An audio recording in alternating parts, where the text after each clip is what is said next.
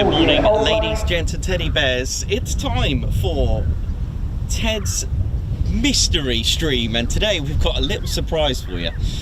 It's a little bit different.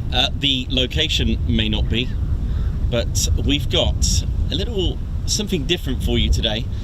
It's certainly not an F-35 any variant. It's certainly not an F-35B. We've got a bit of a light aircraft action today, but a little bit of a twist. And it's time for a bit of Pitts S2 action. And today is a bit of a fun day for us all. This is a nice little mystery stream, although now it's not, because you've now worked out the location. We are indeed at RAF Marham, and it's hosting an aerobatics competition day. I know, look at it. Check it out.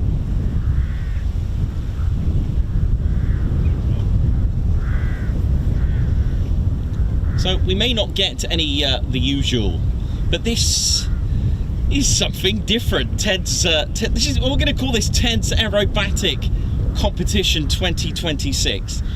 I'm going to claim the title. I'll have to give him an award, right? We're going to have to. Should we vote? Should we do a little fun vote and see which one's the winner, and then we'll give him a Ted patch? What do you reckon? If that is exactly what's going to happen today, then so be it.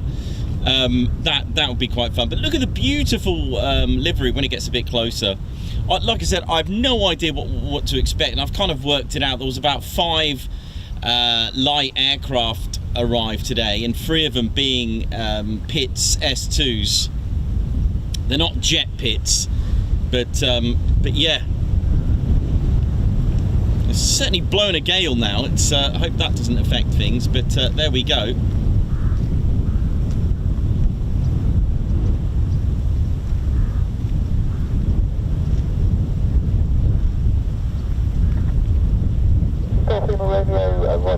From Bravo 1 across runway 23, enter runway 28 for the back track. Line up, report ready for departure.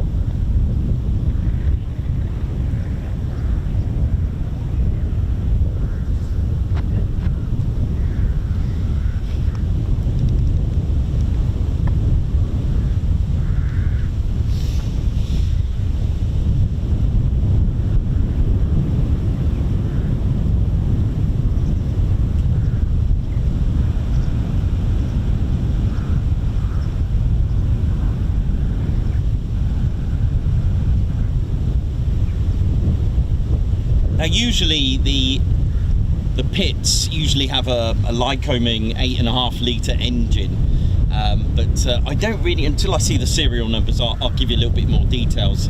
There is no schedule for today. I have no idea what's occurring, but it sounds like some sort of competition day today, and they've used Marham.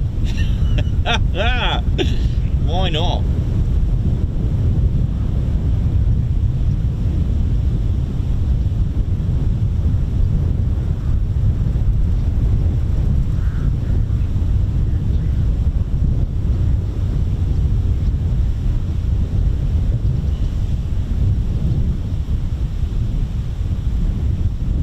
Pitts S2A, I believe, is I think that's what it is at the minute from what I can see from here, but they are a purpose-built aerobatics biplane.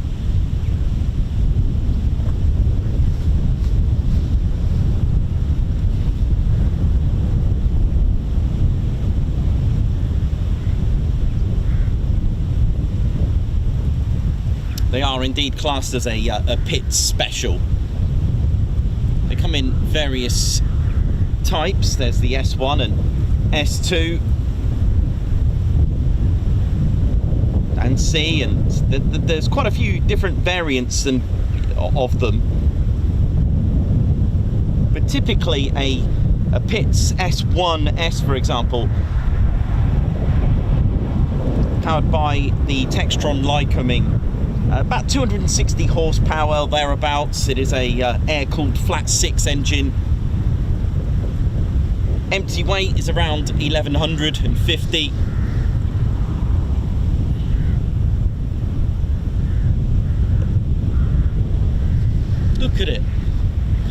This is going to be quite fun.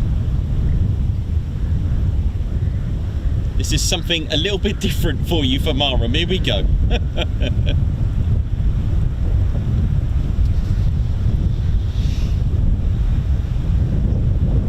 It's got a wingspan. Well, the upper wingspan is 20 feet. The lower, just a foot shorter at 19 feet. Empty weight, like we said, 1150. Max speed is about, well, cruising speeds of around 175 miles per hour. Look at that. Right. Here we go. Something different. RAF Marham. An aerobatics competition.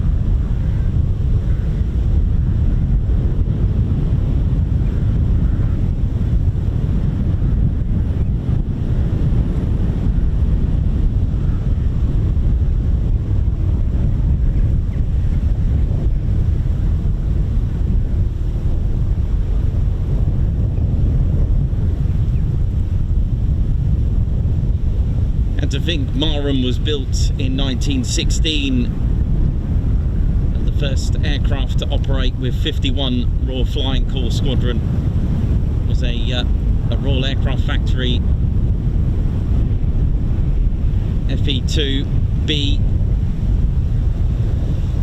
So it's kind of got the 1916 vibes, although it's more 1930s style, isn't it?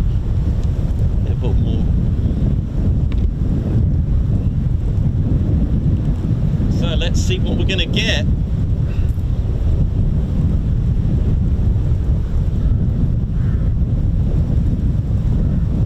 Romeo clear to the south of the training aero call for rejoining about 20 miles. Go to the radio, what's it? On the margin, happy with the Marham, it's all pretty bright, isn't it? Go to the radio.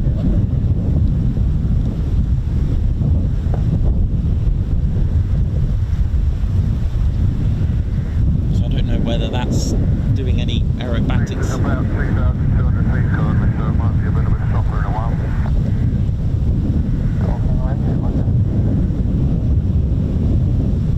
Welcome to our little mystery stream.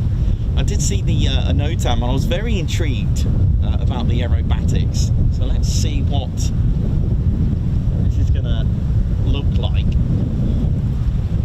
There's another two of these aircraft types just over here, as you can see on the screens. There was a couple of Cessnas that arrived, Cessna 150s.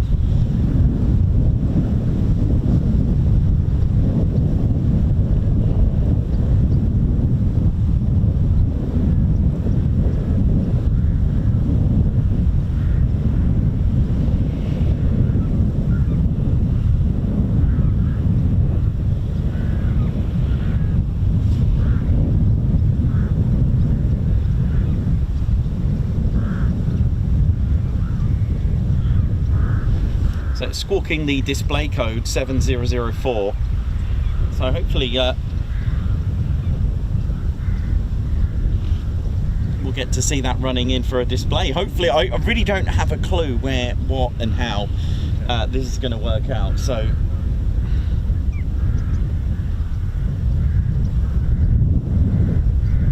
it's a Pitts S2 special.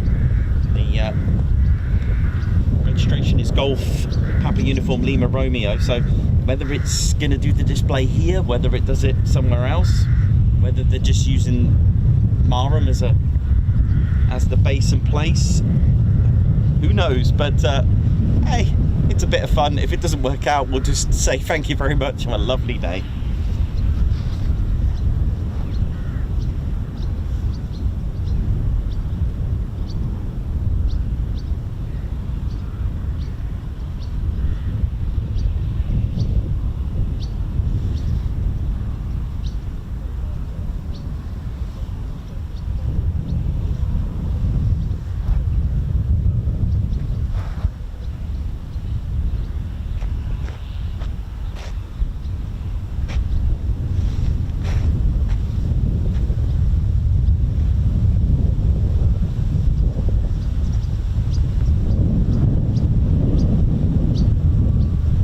Fingers crossed it's on the overhead. Fingers crossed. Come on.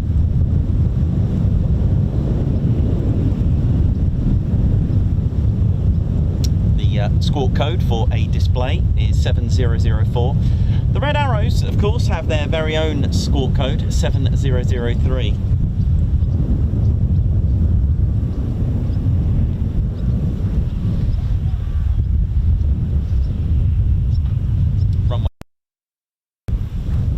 Use.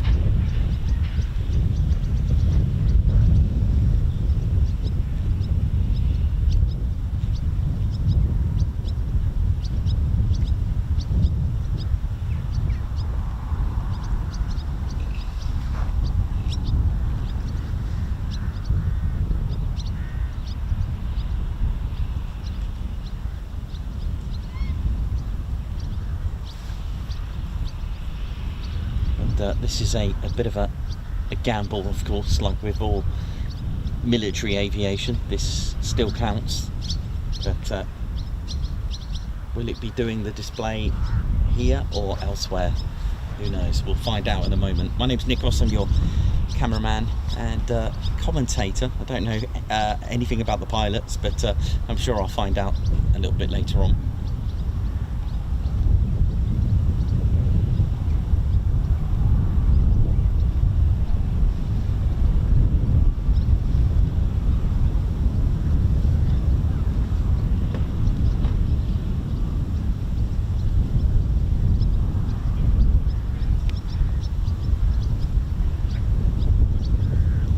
So yeah, I mean, I'm just thinking, is it doing a display?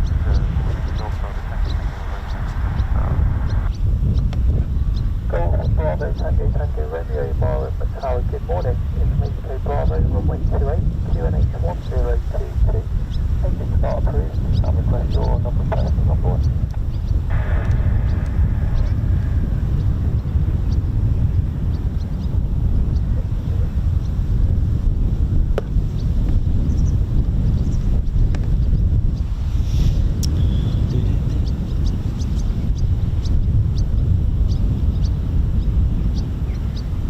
Unfortunately, it looks like it's doing the display not here by the look of it, unless it's holding. So all we're going to get is takeoff and landings, but that's fine. We'll catch these and just play it literally by ear and see how it goes. But you know what, as it goes with military aviation, it wasn't a blank. But yeah, there won't be any F-35s today, unfortunately. It is Saturday. There won't be any training on the weekends, usually. Not always. You do get the odd training sesh.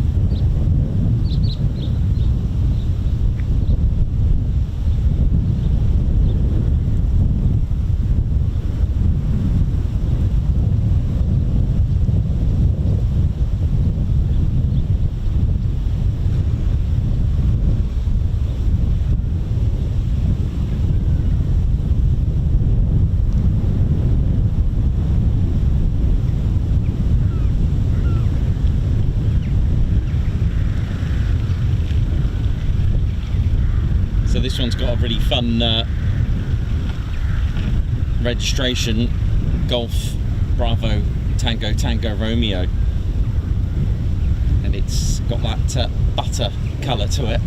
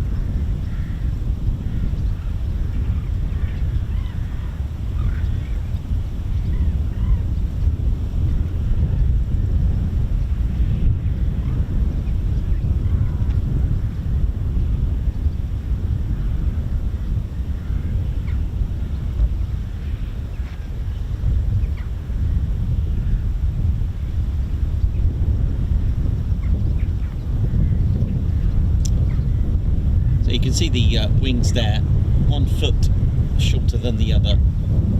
It's about 30 centimetres shorter, the top one being 20 foot, bottom one being 19 foot.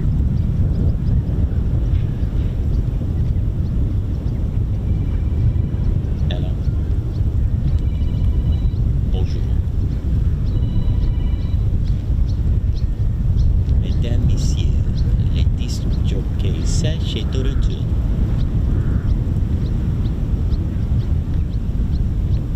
Well, I'm pretty sure it's making some lines on the ground there now, making some swirly dirlies on the ground. Look at this. Yeah, right, here we go. Right,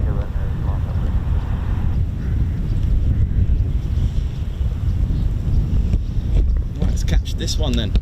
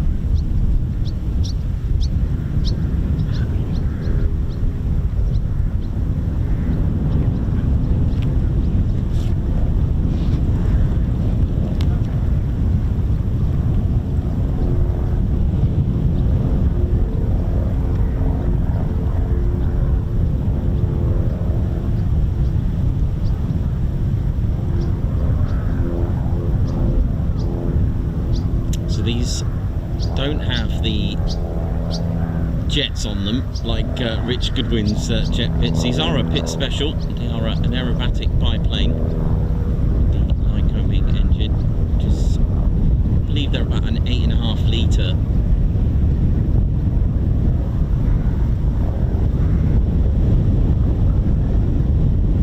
We do have a third one, so I think we may not get, I don't know, it looks like the displays are done elsewhere, unfortunately, but hey.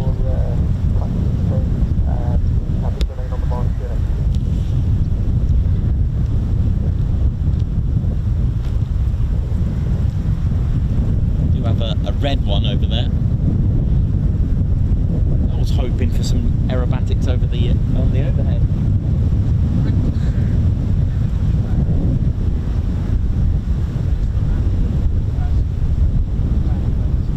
Oh, it's not happening here.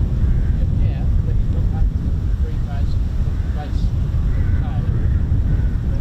They've gone through a practice phase, so they're back a bit. Oh, so we might see something here. Yeah.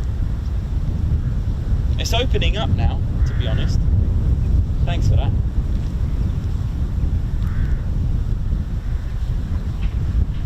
Oh, that's a shame. So if you just caught that. I did hear something on the scanner about the cloud base and the 3,000 feet. But if it does clear, let's see how that goes. So I was happy to do some voting to see which one. It's a competition between the three. So we've got a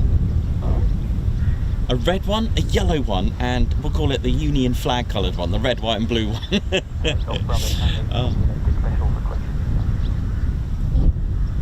Oh, that's a shame. So they were proposing to do it on the overhead, but so they're going for a practice first of all.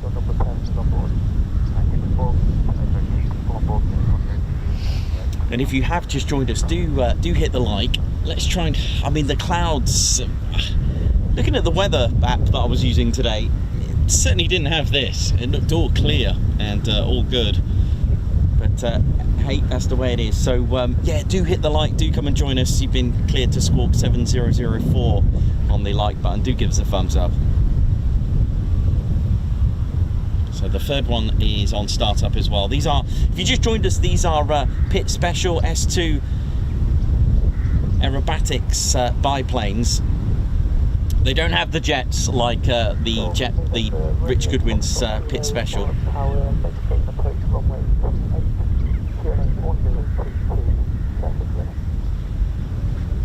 Was that circuit clear?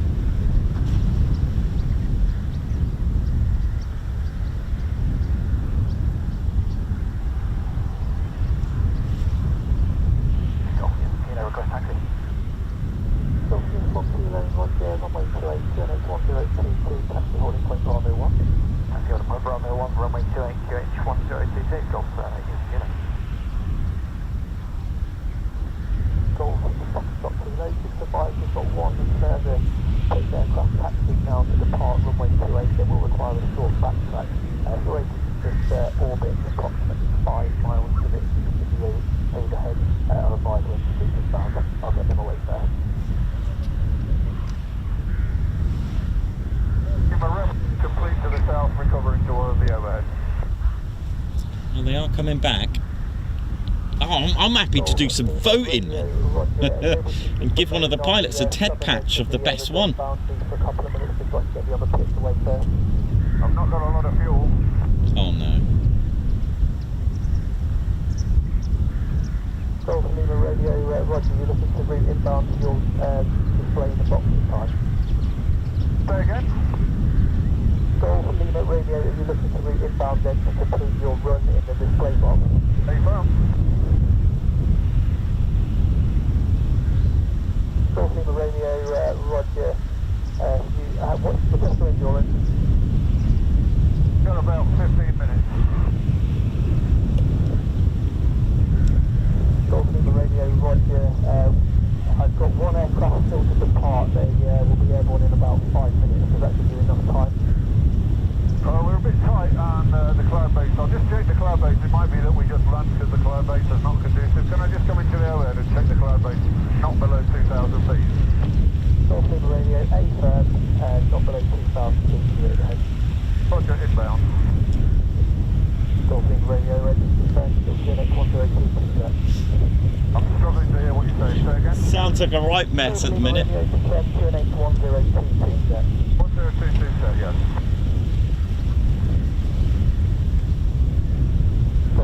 Foxtrot Kilo, request your endurance, please. I'm never here for you. Golf Foxtrot Kilo, many thanks. You can take up an orbit in your current position, that would help us out, thank you. No problem at all.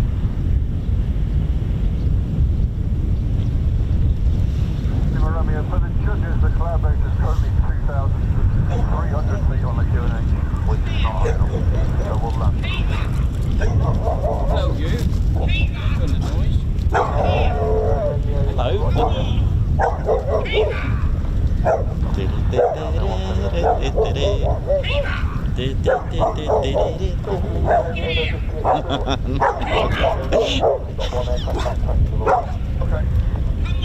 Ted's mystery live stream.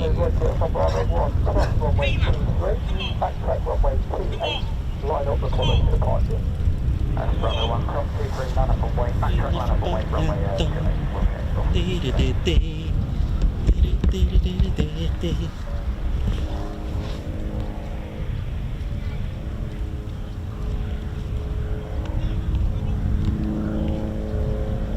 I can hear it. Aha.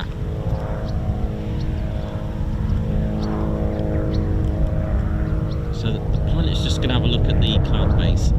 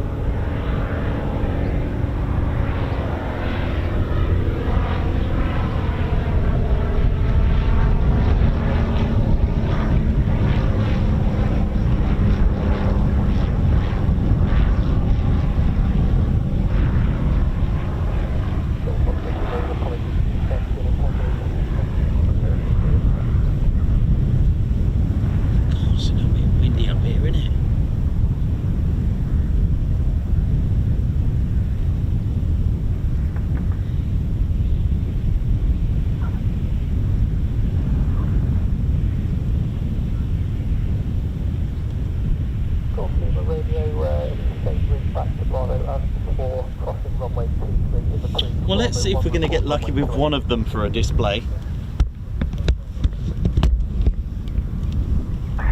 Kilo established practice area along the U's and 2,000 feet just to the south of England. Golf Uniform Kilo, what's your report practice complete?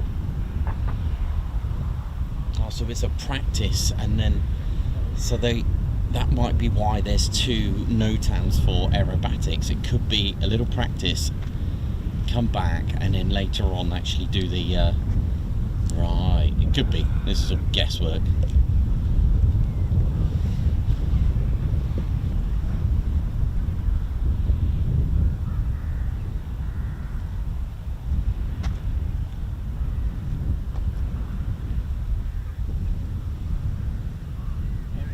Okay.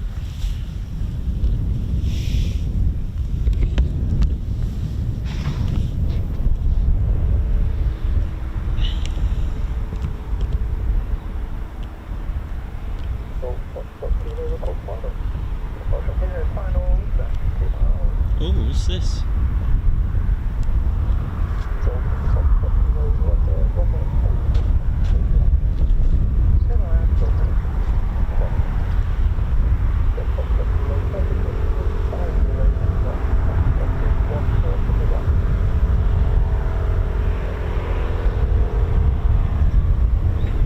Well, this is another edition for today. What's that, an RV4 or something? What the Firebirds use? RV6. Looks like it, doesn't it?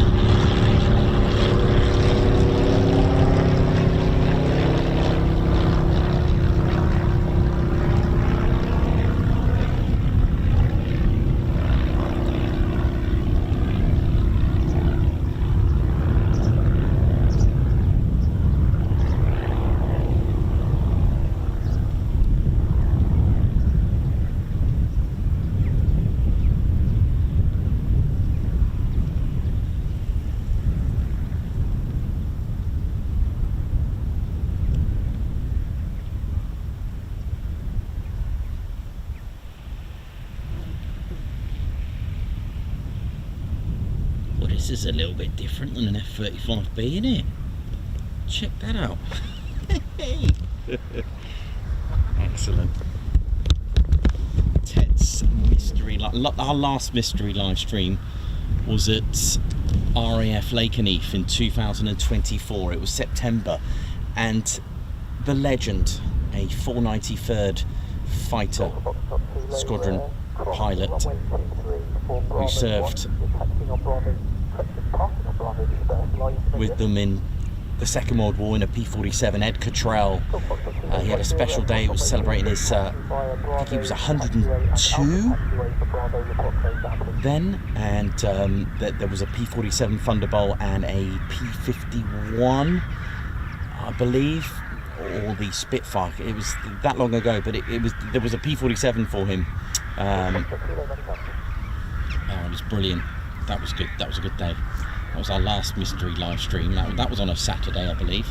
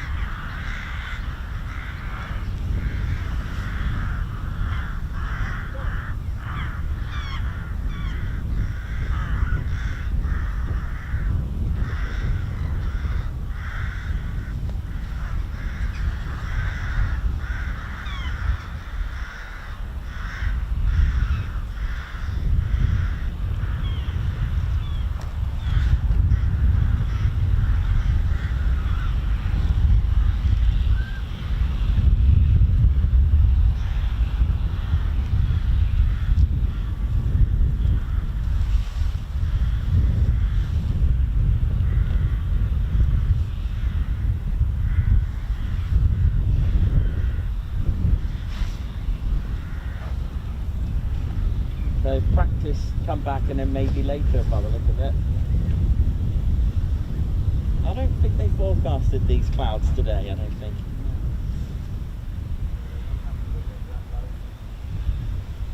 I think that was the vans I was thinking was going to come today.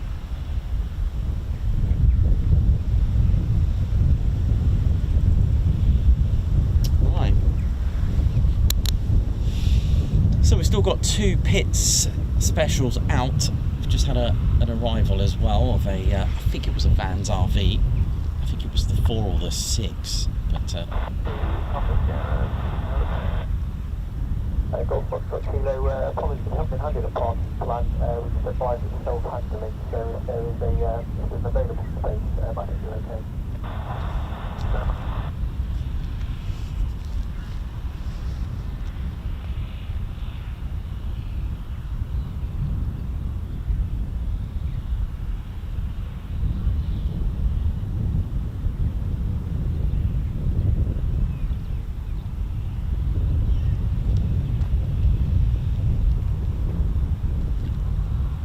some lovely liveries though on the pit specials.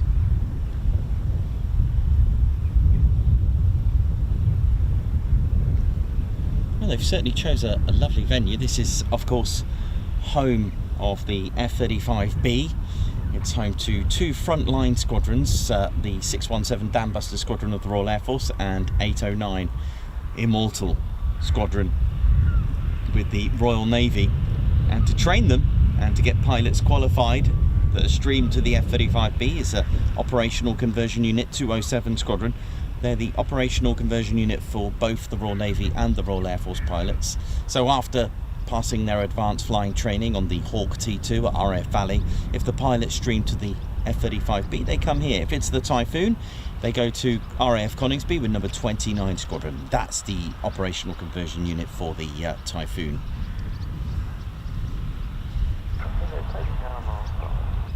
Golf Foxtrot Kilo, many thanks.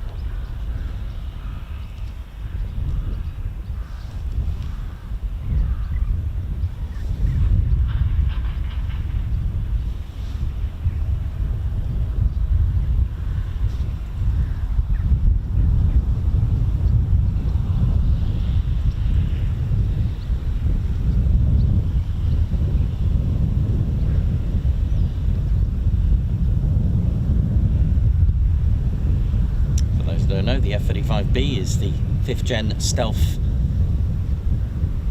multi-role fighter, but the B variant, it's the one that can hover, so it's a STOVL, short takeoff and vertical landing. So we do come here and catch them doing short takeoffs and vertical landings, which are just phenomenal and a feat of engineering. Absolutely remarkable to see and witness.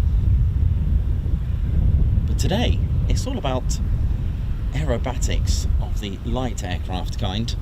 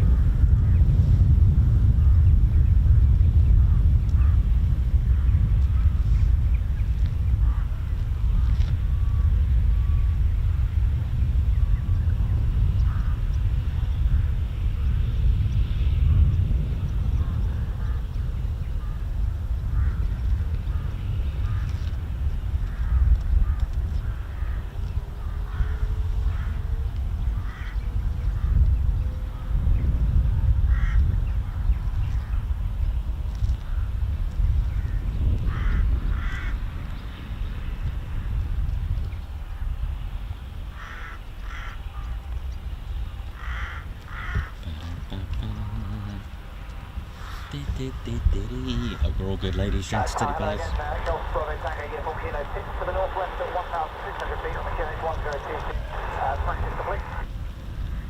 So the yellow pits, practice complete.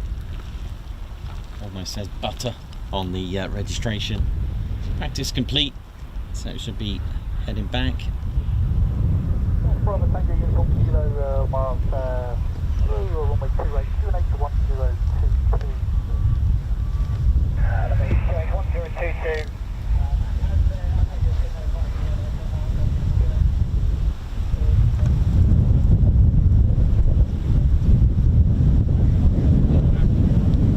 Not happy, are they?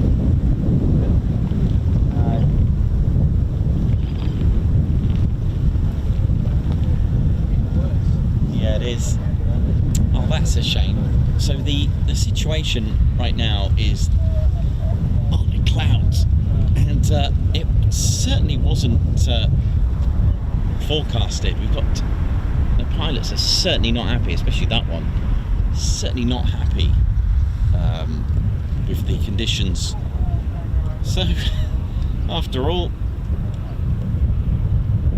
we may not get to see any aerobatics sadly today. But hey, you never know.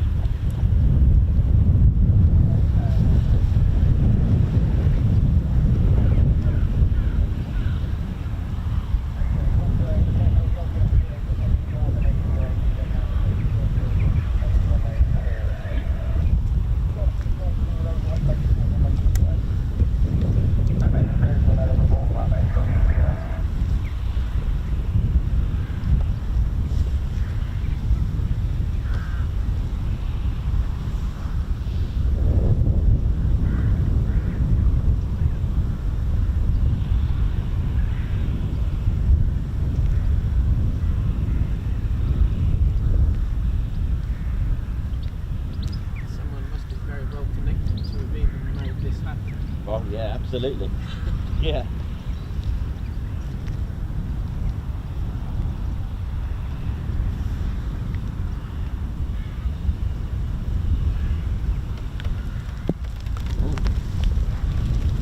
It started to rain, which don't even think this was forecasted, you know. I really don't think rain, sorry about that, I don't think rain was actually forecasted today. Really, it's such an unusual day because I checked the forecast today and I'm sure the pilots and the crew did.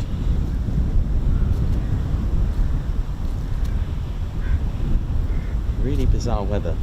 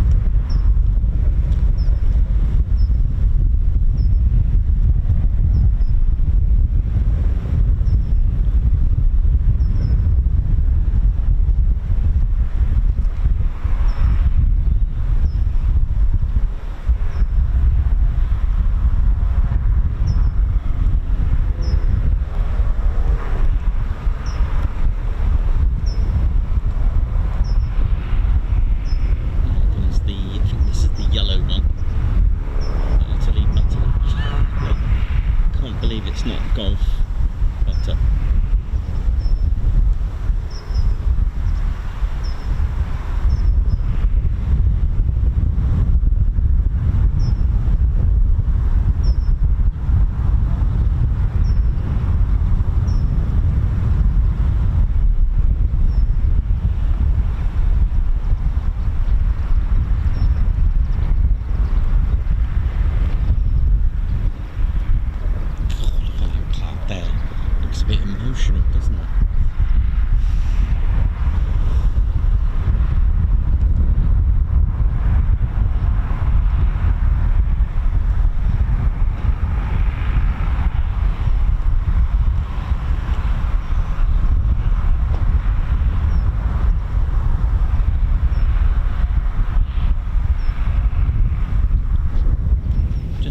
so you've seen the F-35Bs, here they are. Yeah, get up.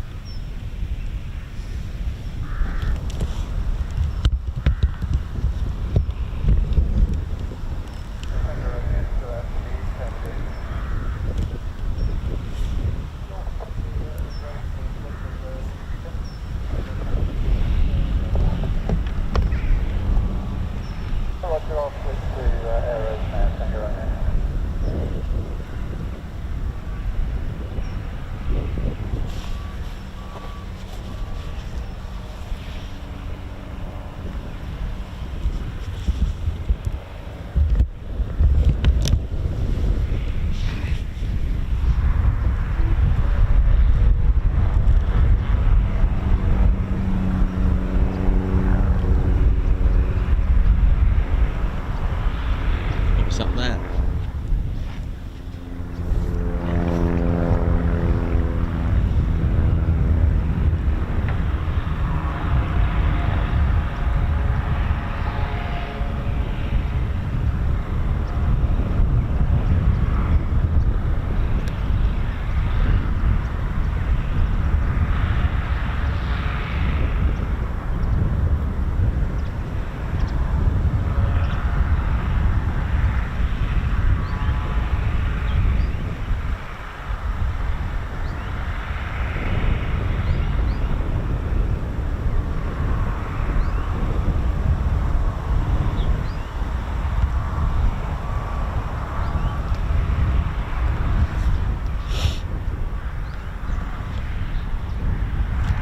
Some blue skies. Blue clouds? That'd be worrying, wouldn't it?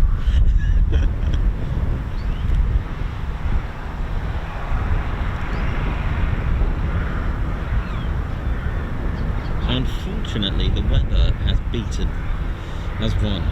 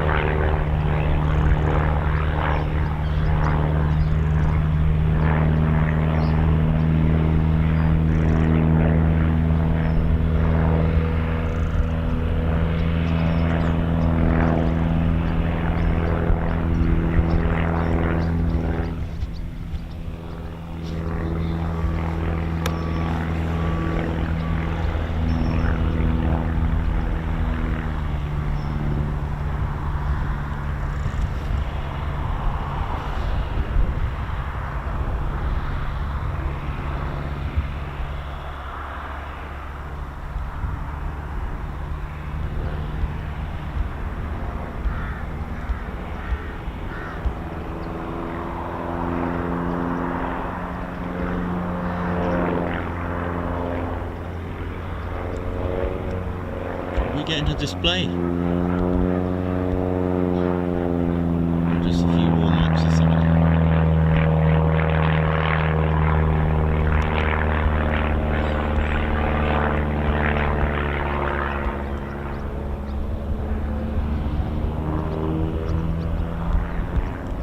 Oh, get in, here we go.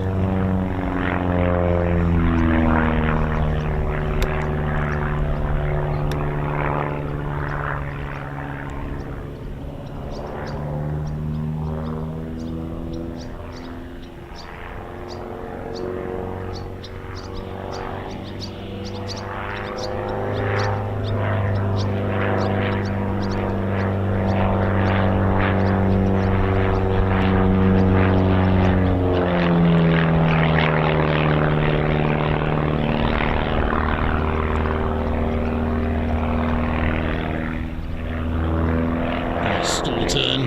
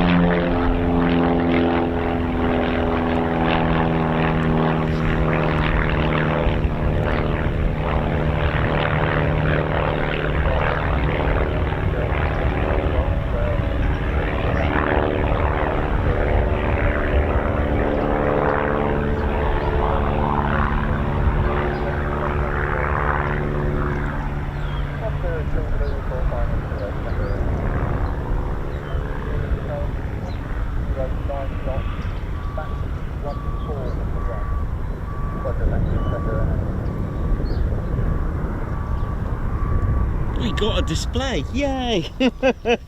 We got something, woo! That was awesome.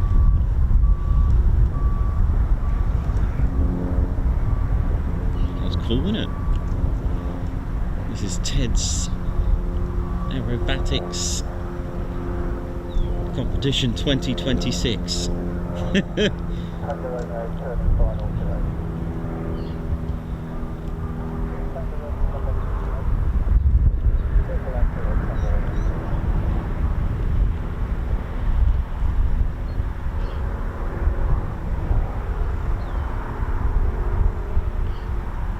Look at this landing approach, look at it.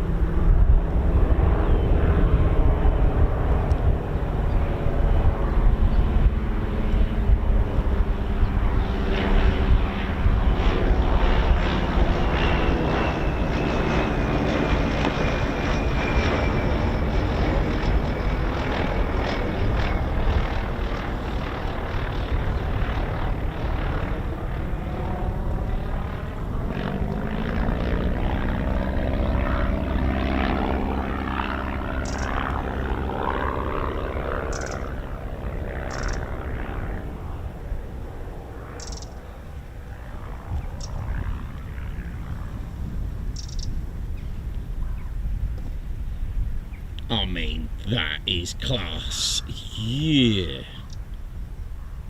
Well, welcome to RAF Marham for something a little bit different today. That was beautiful, lovely. The yellow works well, you know, in these sort of moody skies.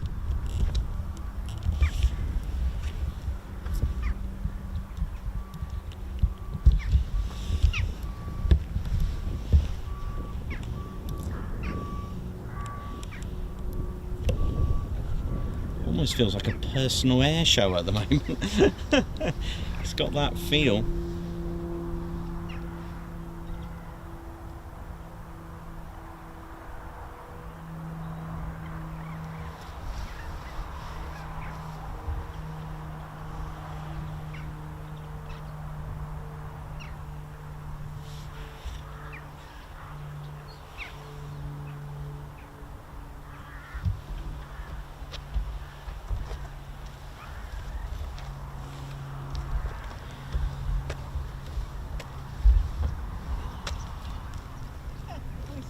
It's really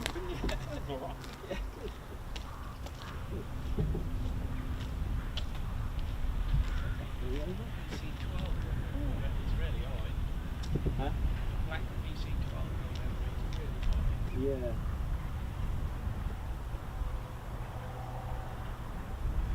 So if they did their practice then, probably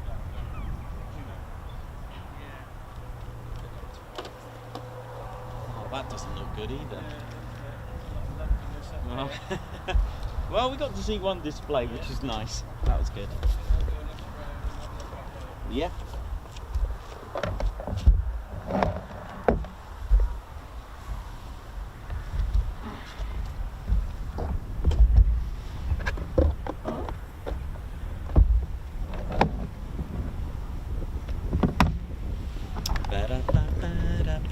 Welcome to the our little mystery stream here at Marham, and something a little bit different for the stream.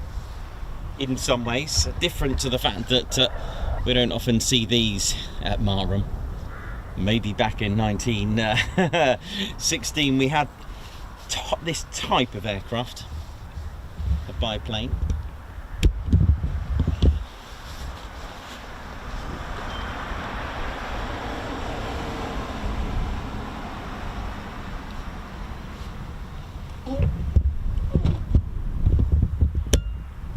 So we'll see what's going to happen next. We're going to get any more, or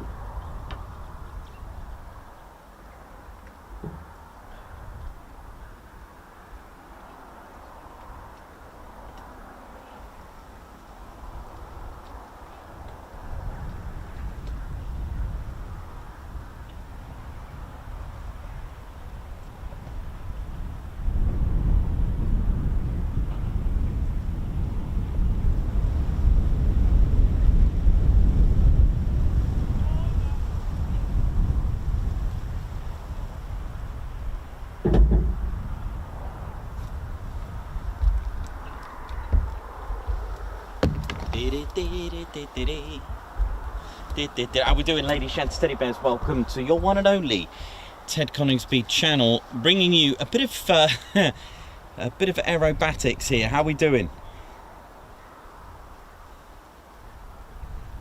Welcome to the show, and thanks everyone who's tuned in today.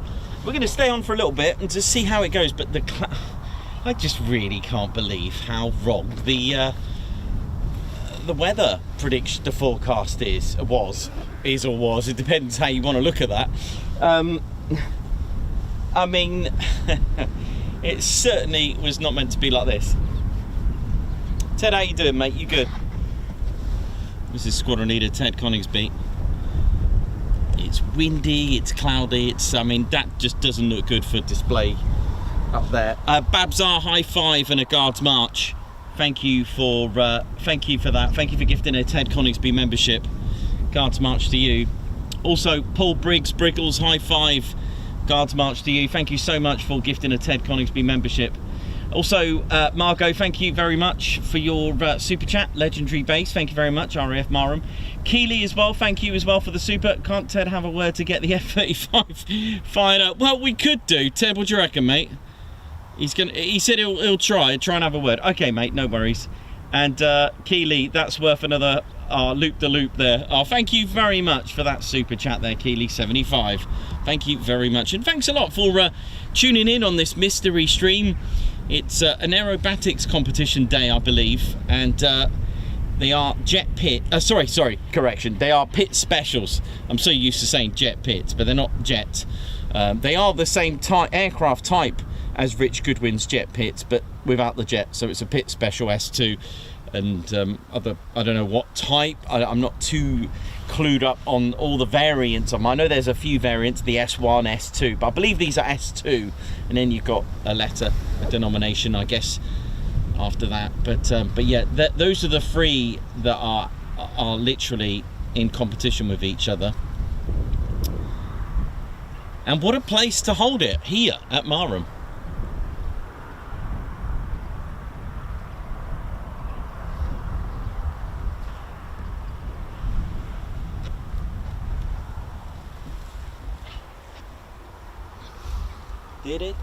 Right, bit of tea. Let's have a cup of tea quickly.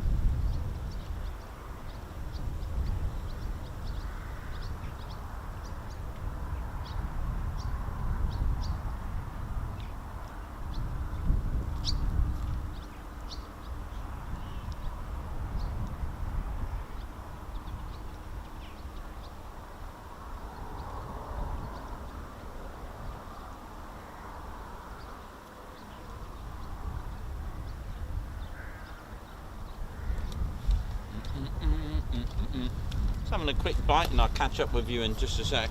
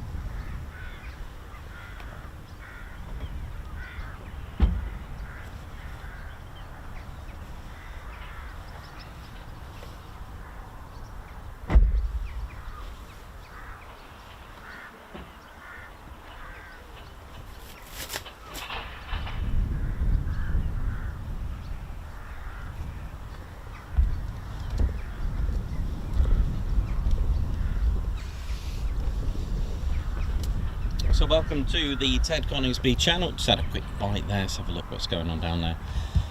I have to sort of brighten this screen up a little bit. Goodness me. So we've got three pit specials that are sort of head to head with each other in a Ted's Aerobatics competition, right?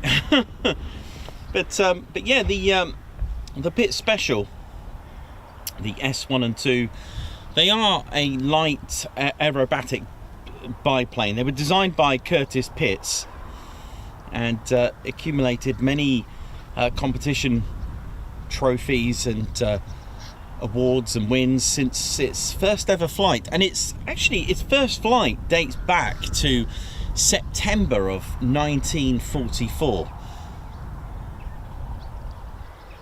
And it's kind of an aircraft that it's kind of an air show would be missing without this. I think all air shows should have a Romeo Marham Tower, start on 28 QNH1023, request number of POD.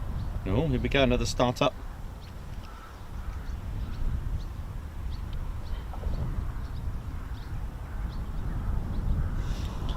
So of course its first flight in September 1944.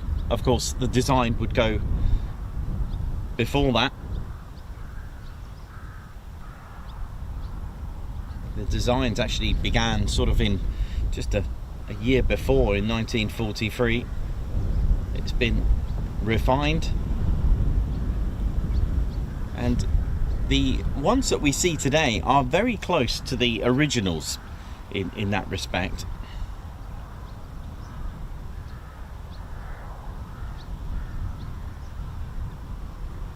So the single seat is the S1 and the two-seater is an S2. So if we can make out, there you go, little engine start. I don't know if the pilot's going to be happy with that cloud base, but we'll see. So that's the difference between the S1 and S2. S1, single seat, that's easy, and a two-seater is the S2.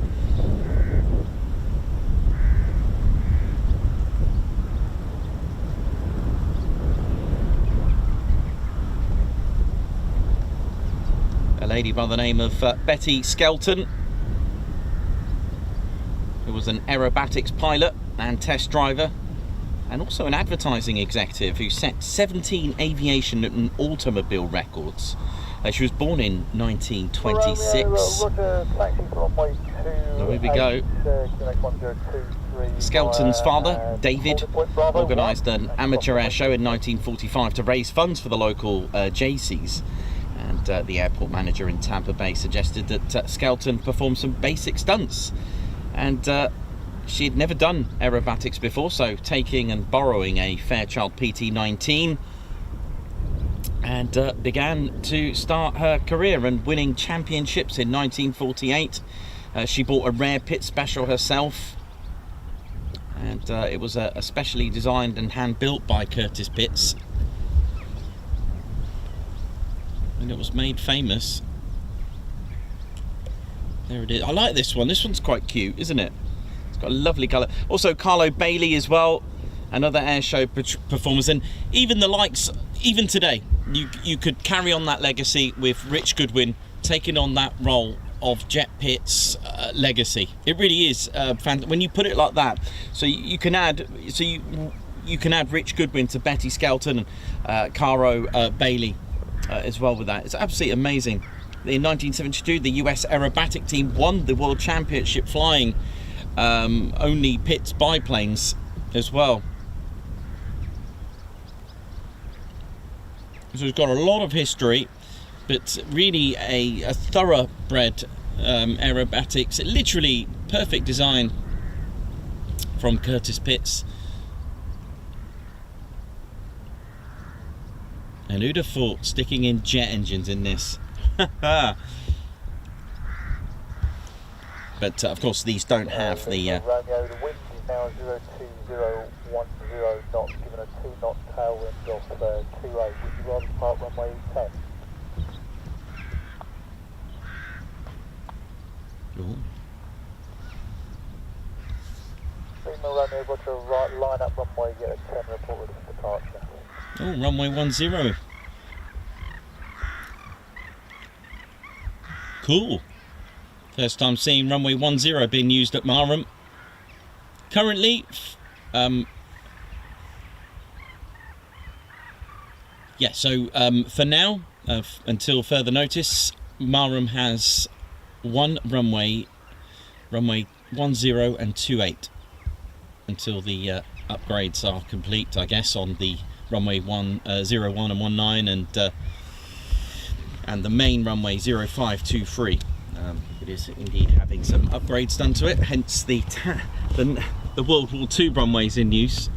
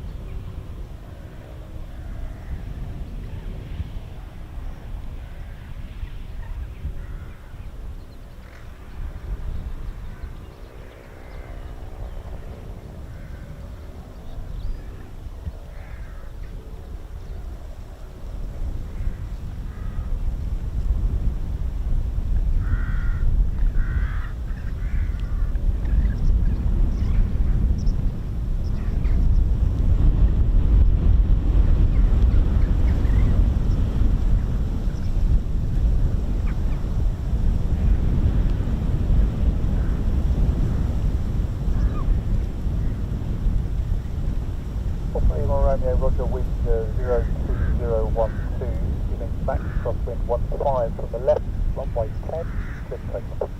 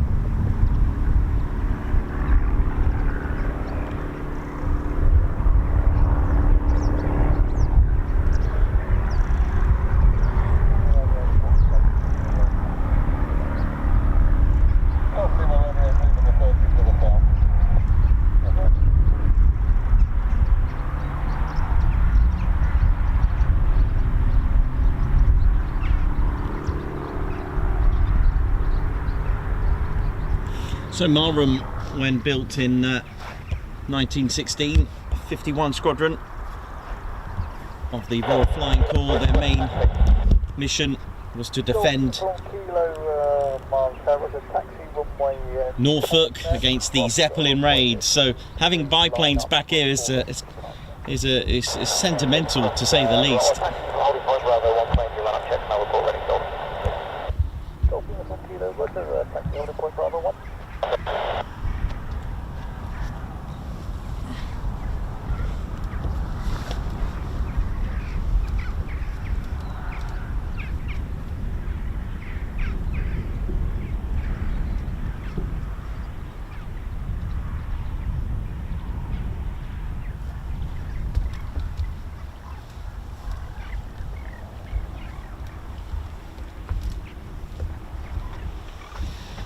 It was the Royal Aircraft Factory, FE2B.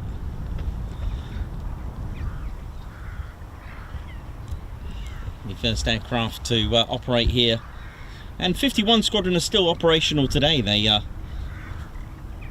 operate the RC135 rivet joint at RAF Waddington.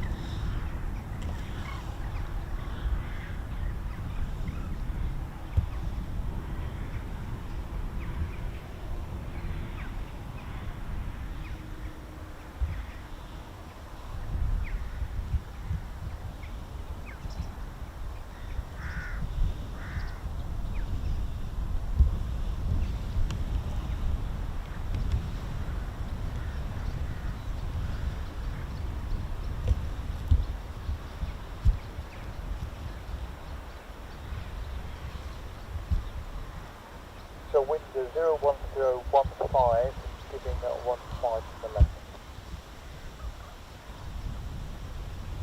Delta Uniform Kilo, that gives a 2 knot tail wind. Would you rather depart off 28?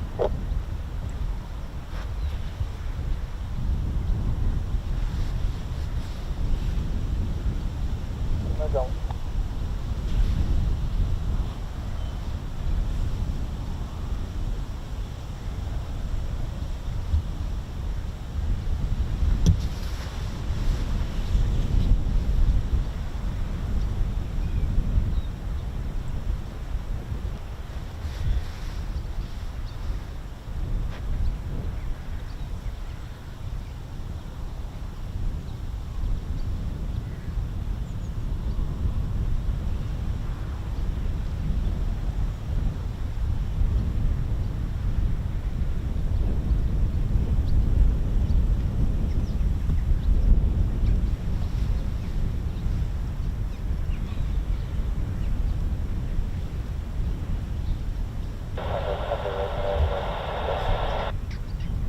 Bravo, Tango, Romeo, Miles Tower, Roger, we're currently using runway, stand right hand, QNH 1023, request your POD.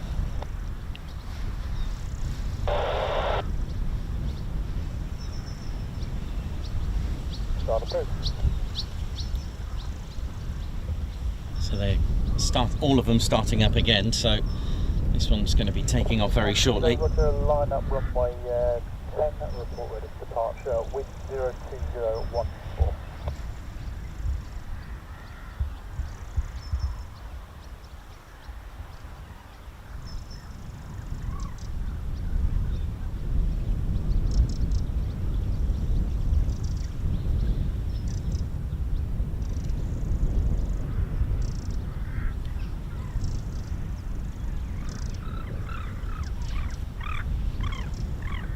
Uniform Kilo, wind 02014, max crosswind 19 from the left, clear for takeoff runway 10. Here we go, clear for takeoff. Runway 10.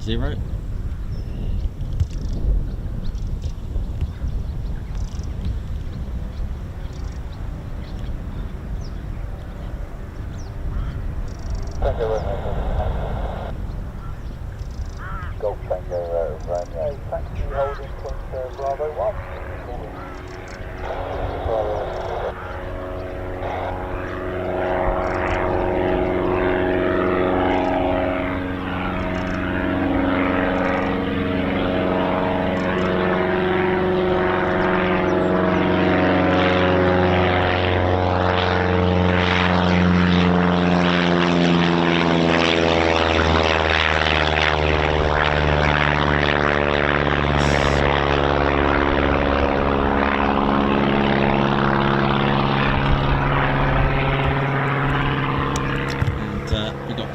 one taxiing out now as well.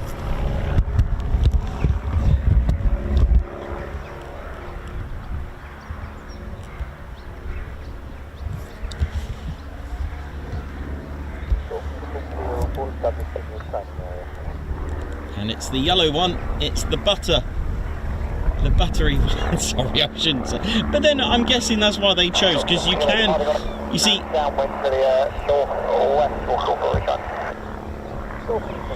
all aircraft that are registered in the UK are registered, first of all, with the prefix Golf, the letter G, and then you can actually choose your registration, a bit like a car VRN. You can, you know, if it's available, it's there. So it's Bravo Tango Tango Romeo butter. It's got the same. I can't believe it's not Bravo Tango Tango Romeo. That's what's going on.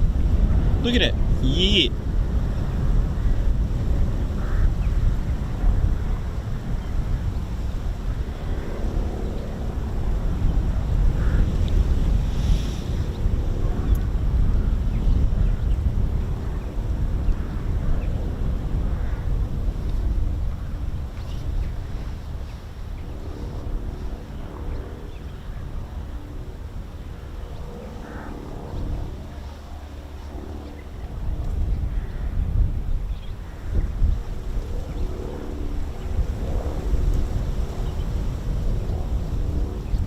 I hope you're all enjoying the show. Don't forget, ladies and steady bears, to support the channel. Do give us a thumbs up. It really does help get the stream out there. I know it's not the usual stream, but it is a mystery stream, a little surprise stream. I thought I'm going to give this a shot. We haven't done this in 2 years.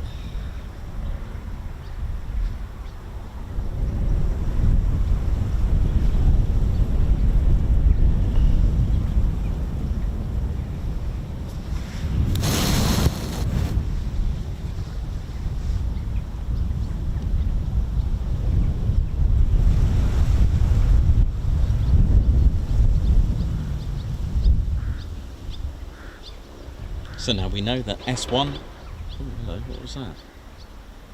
S1 is the single-seater pit special, and S2 is the family version, unless you knew that already. Tango Romeo, Roger, line up runway 10, report ready for departure. The wind 01013. Here we go, runway 10. It's very rare to hear him say runway 10, but I wonder if that's to avoid confusion, because there's 01, just saying. But it's not in use for now, until further notice.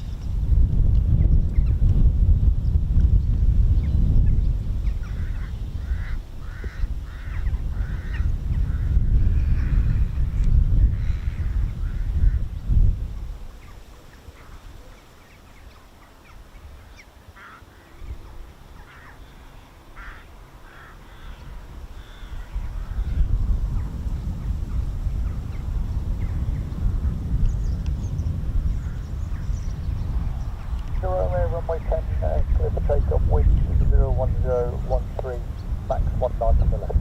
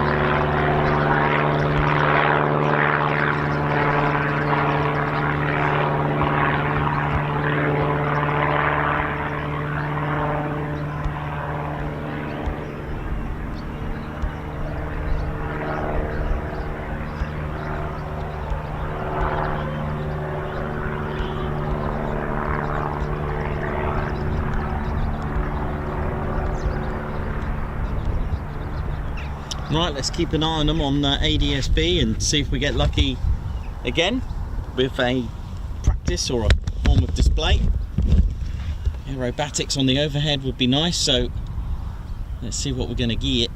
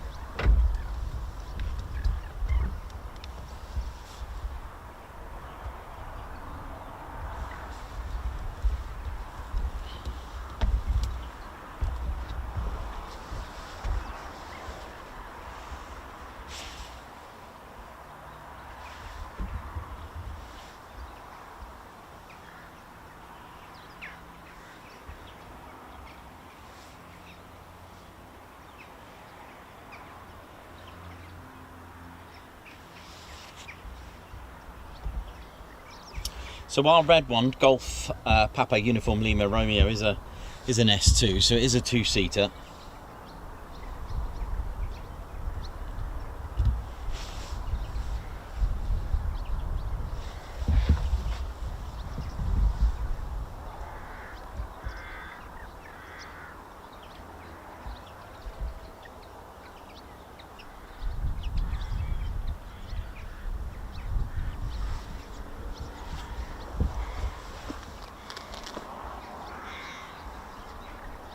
So 3 of our pit specials are airborne, and whether we'll get one on the overhead to carry out aerobatics, it requires a bit of luck then for us.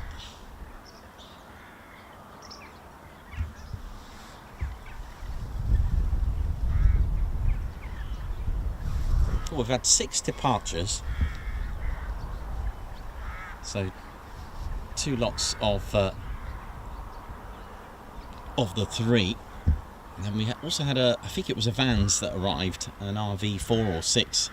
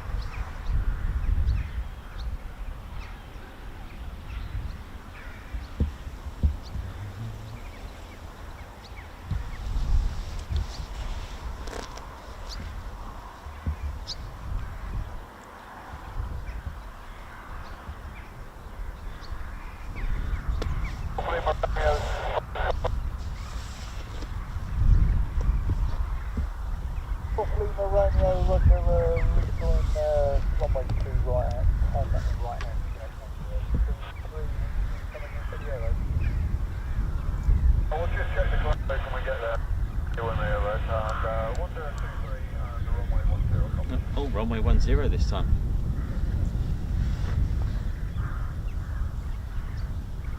It's going to check the cloud base and we may get a display. Come on.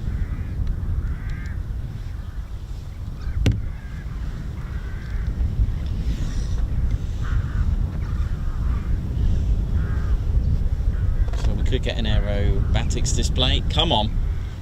Fingers crossed, everyone. Let's ride. Simon Watchorn, how you doing? Doug Ross, Alan Burden, MDK, Jules, Christopher Carr. Oh, indeed. Absolutely, we're getting movement. Exactly. It's a mystery stream. It could have been anywhere. We're at an RAF base. You know, this is it. We're at an RAF base, but we're getting something different. We're getting aerobatics from a day that seems to be a light aerobatics display competition between the three. So this is actually quite exciting if you think about it like that.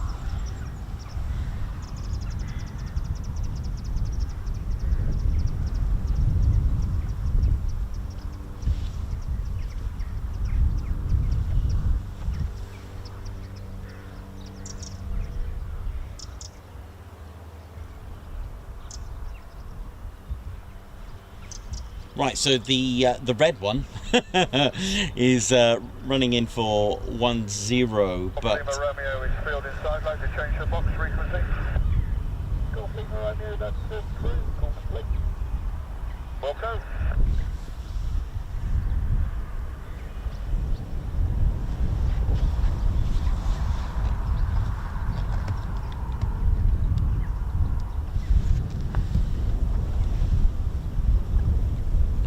so they'll do a little cloud check.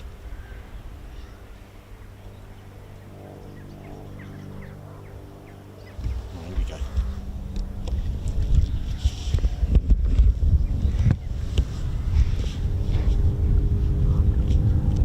If the pilot's happy, we may get a display.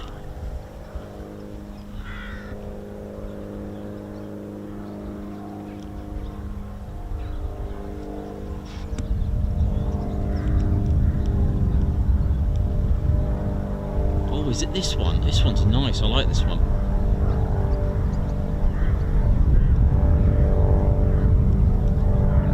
This is the multicoloured one. Predominantly white with a splash of red, white, blue and yellow, I think. It's almost got an RAF round over the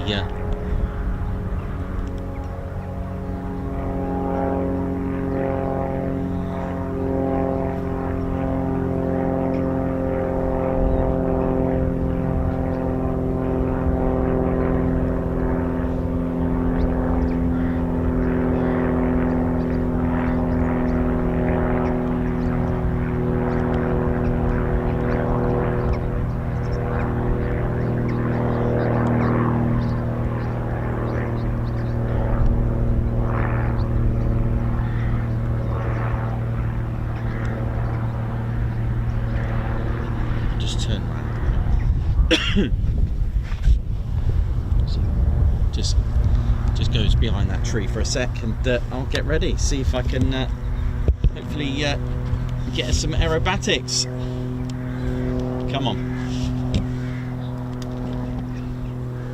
It'd be nice to see.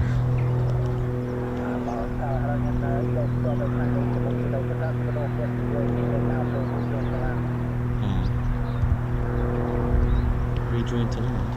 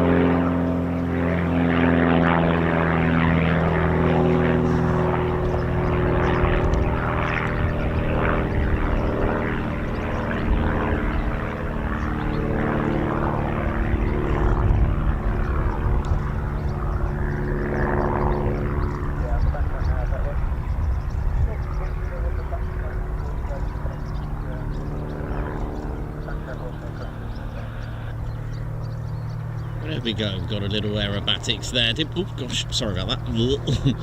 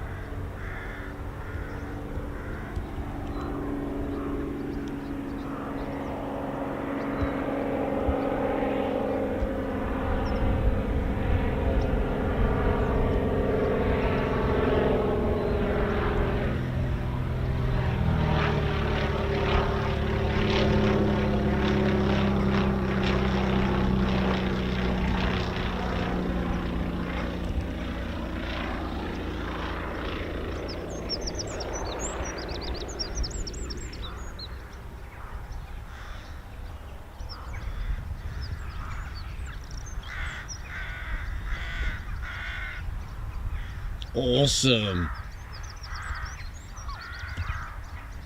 Oh, well, that was a bit Balboa, wasn't it?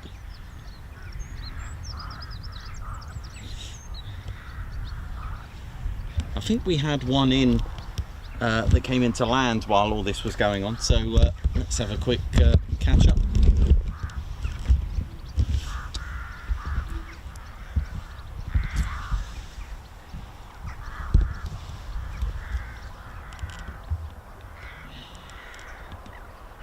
Yeah, we had one in. So it looks like the butter is still out there.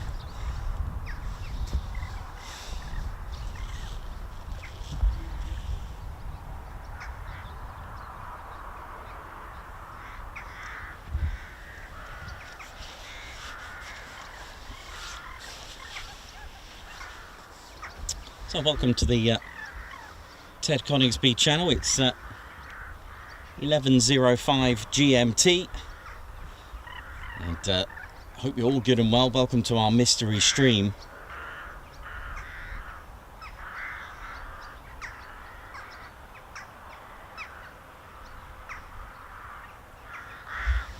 And we've got a day of aerobatics from Hit Special.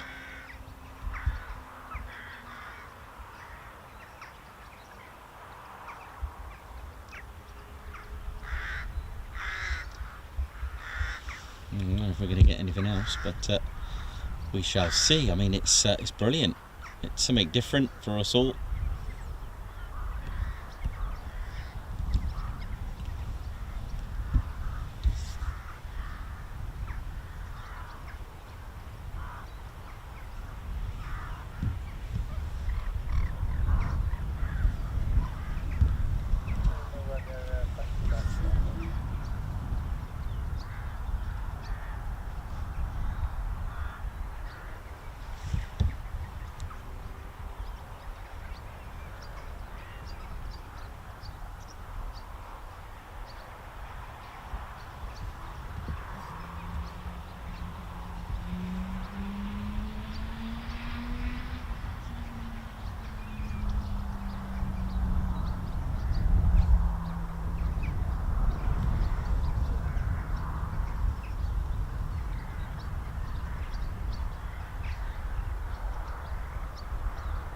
I like this one. It's quite nice colours on that.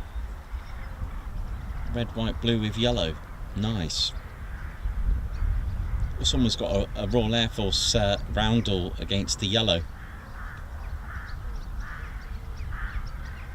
Nice.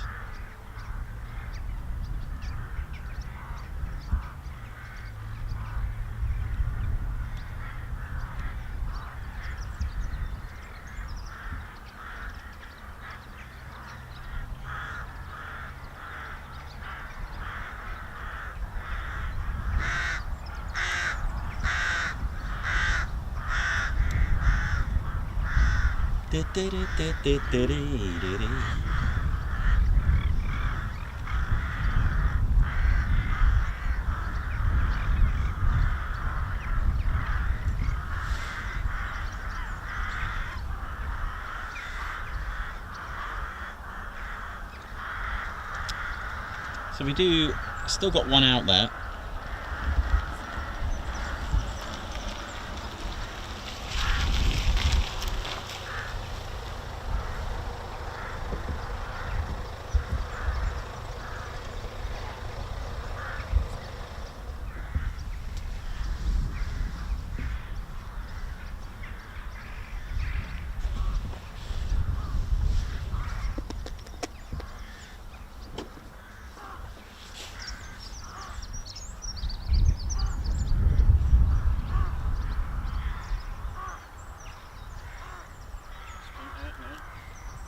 Oh wow!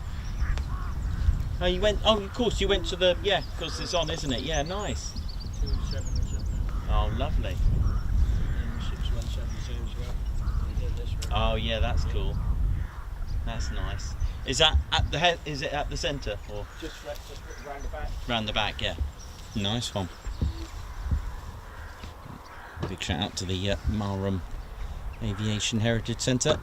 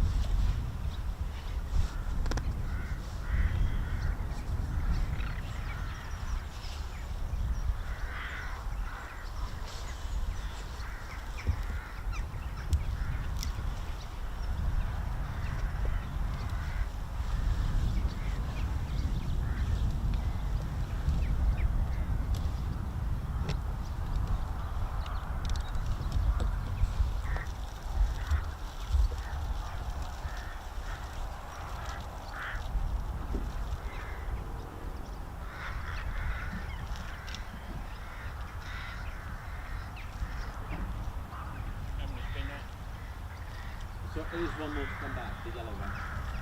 That one just did a display. Is that the only one? Who's done one? Yeah.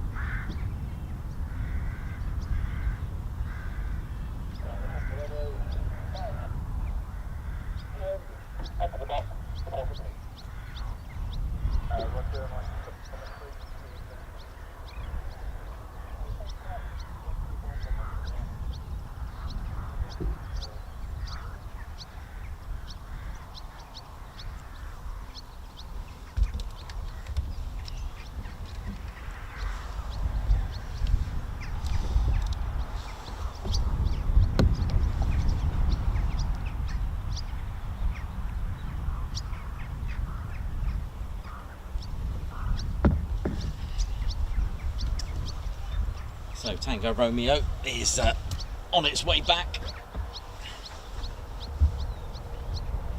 which is the yellow one, Butter. So we've seen two of the 2 of the 3 do displays. So is it the red one we haven't seen display, right? Okay.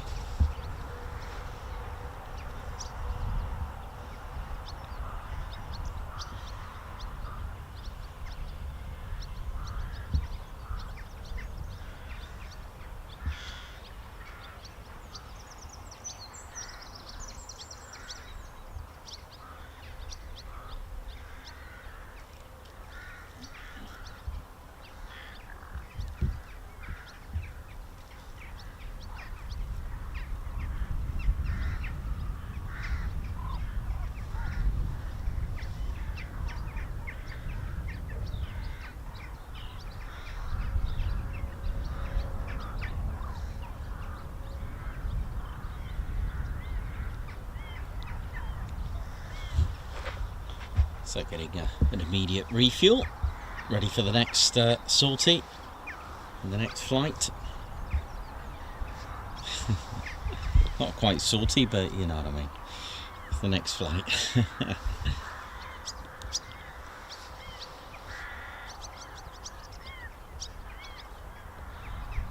Tower, Tango only like to change to 12110. Thanks, thanks.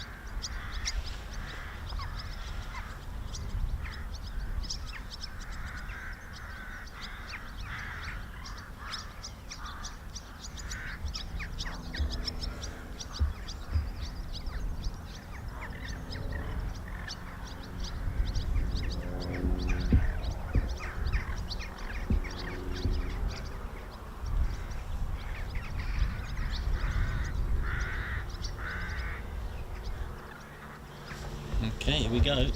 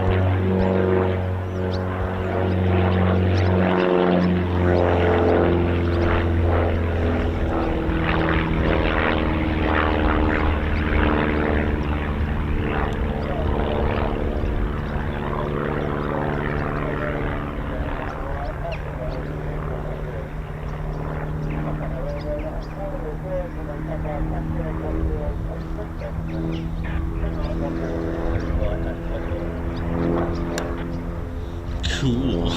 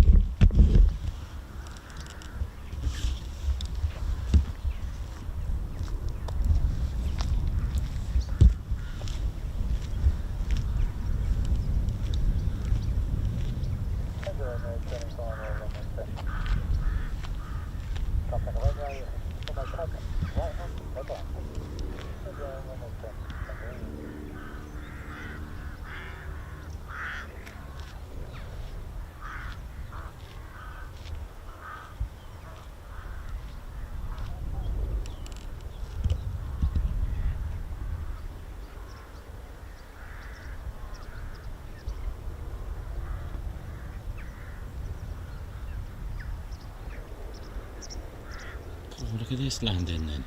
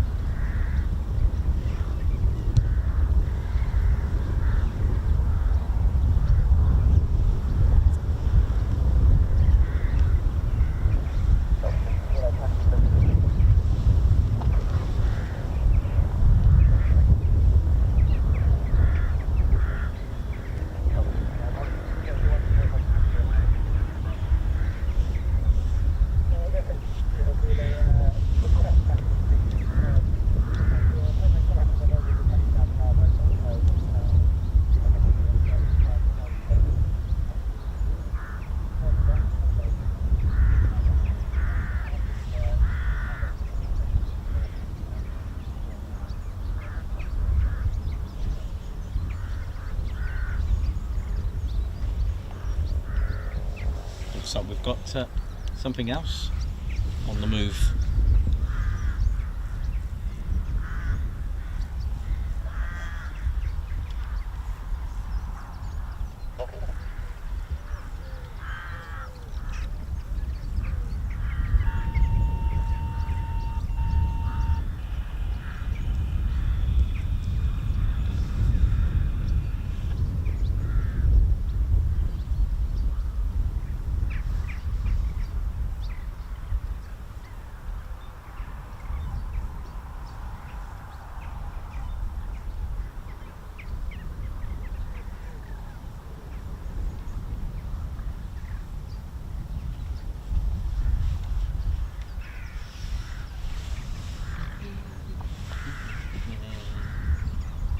Welcome to the Ted Coningsby channel on our mystery stream, and as you know, we're at Marham and we've had some aerobatics today and a pit special takeover.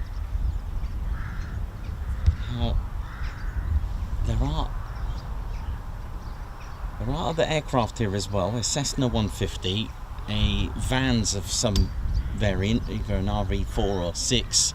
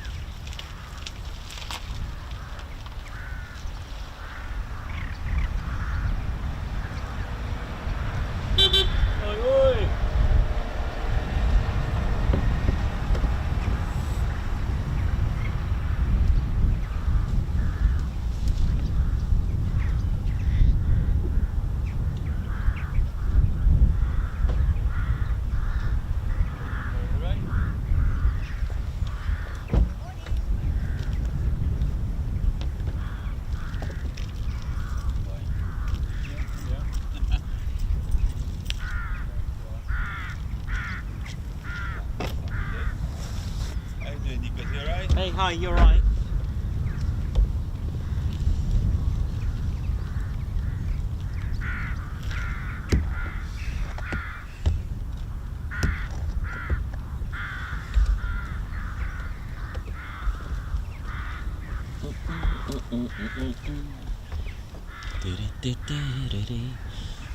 Right, Let's have a look what else we got.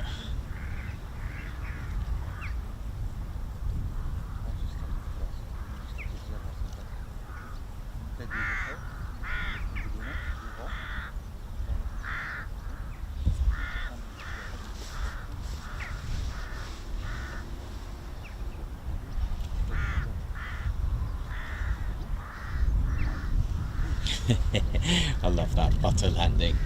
The registration is Golf Bravo Tango Tango Romeo Butter. Wonder why. Awesome.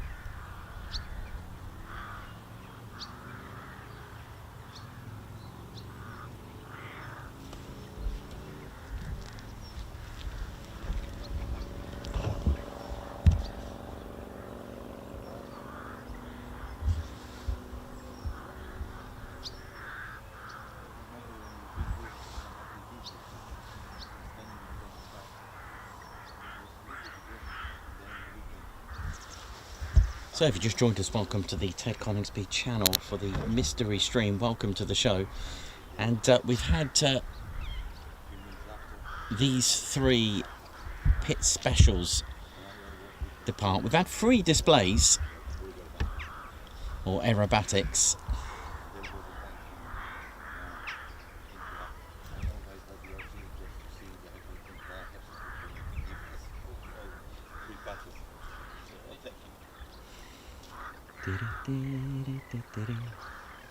So the pits, the legacy carrying on into the jet pits era as well from Richard Goodwin. These got a length of 15 feet and 6 inches. That's 4.7 meters. The upper wing is 17 feet and 4 inch.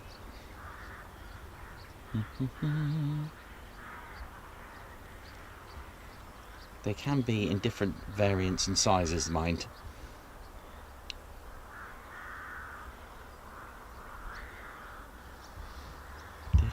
It's got a height of 5'6".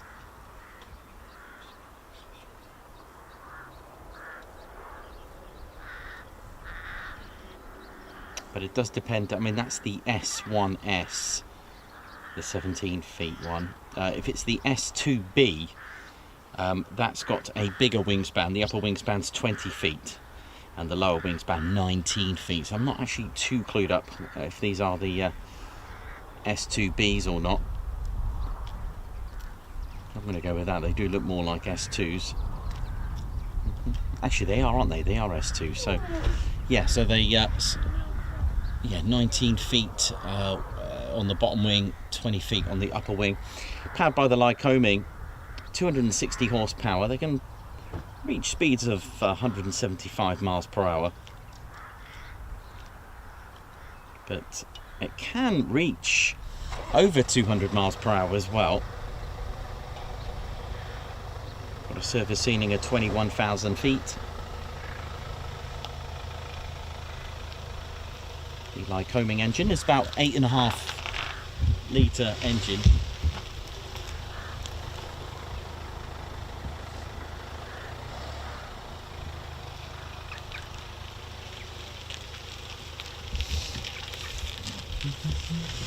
See ya.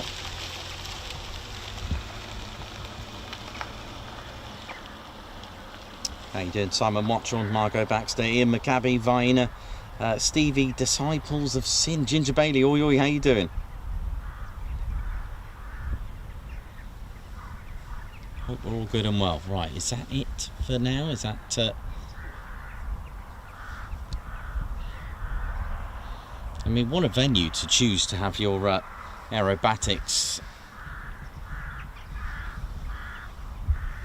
RAF Marham, home of the F-35B.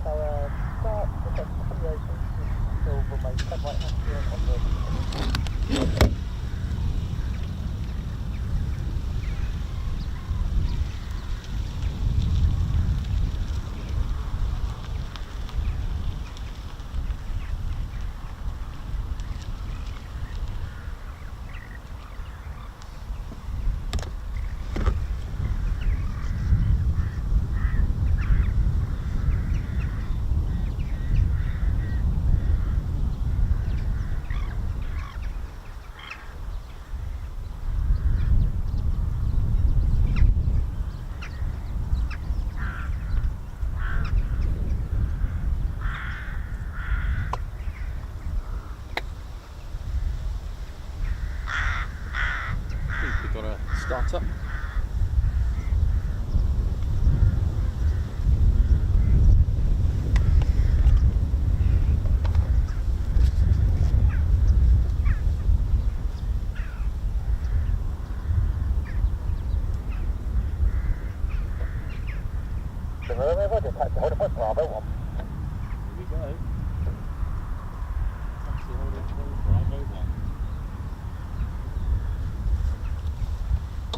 Alright, which one is it? This one I wanted to go and get.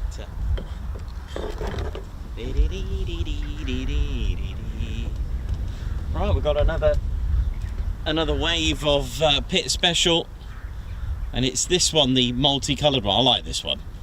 I don't think we've seen this display, right? Or was it the red? Was it the red one we've not seen? I'm not sure now.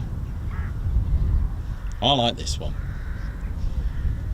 This is a classic aerobatic scheme, isn't it? Look at it. Beautiful.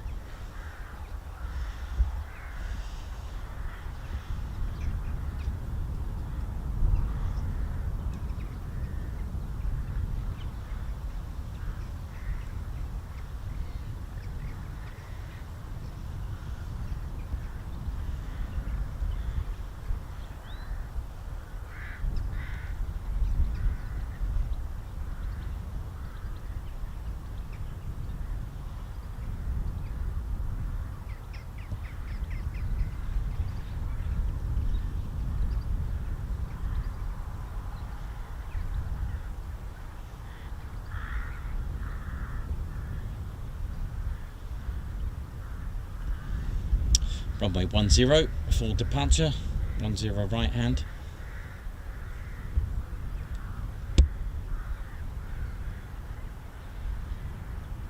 I think that's what they said on air traffic control.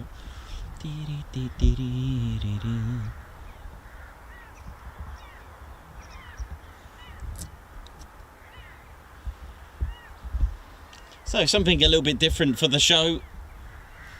A military establishment with civilian aerobatics. Yes! I feel like it's like a personal air show right now, because I'm now the only one here, apart from the bears. And of course, our viewers as well. How are you all doing? How are you all feeling? I hope you're all good. I bet you weren't expecting this. Runway 23, line up, report ready for departure.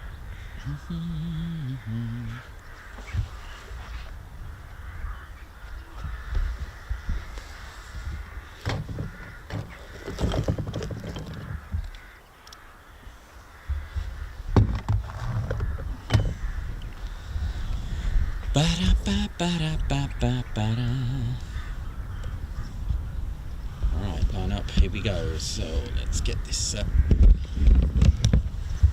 least the clouds have got a bit better. Look at that, they're a bit better, aren't they?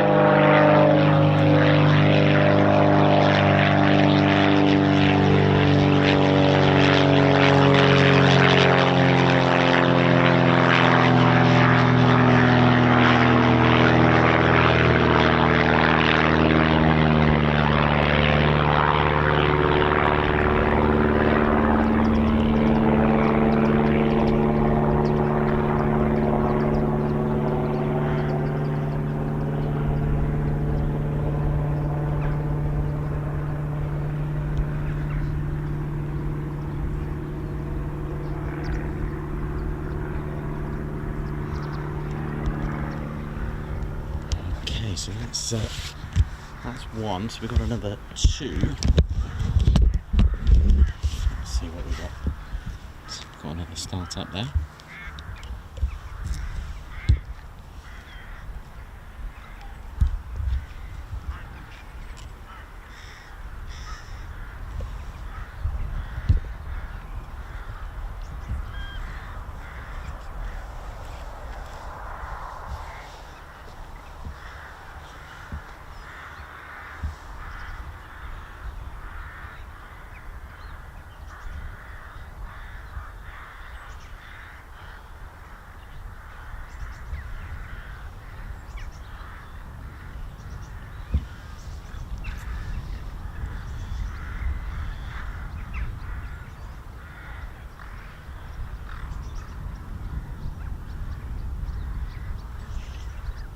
Cloud base is looking a bit better now, isn't it?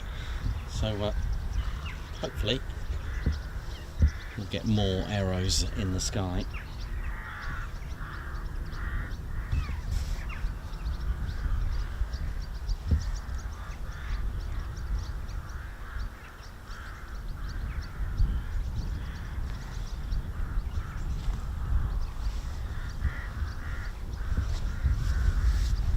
Any idea why?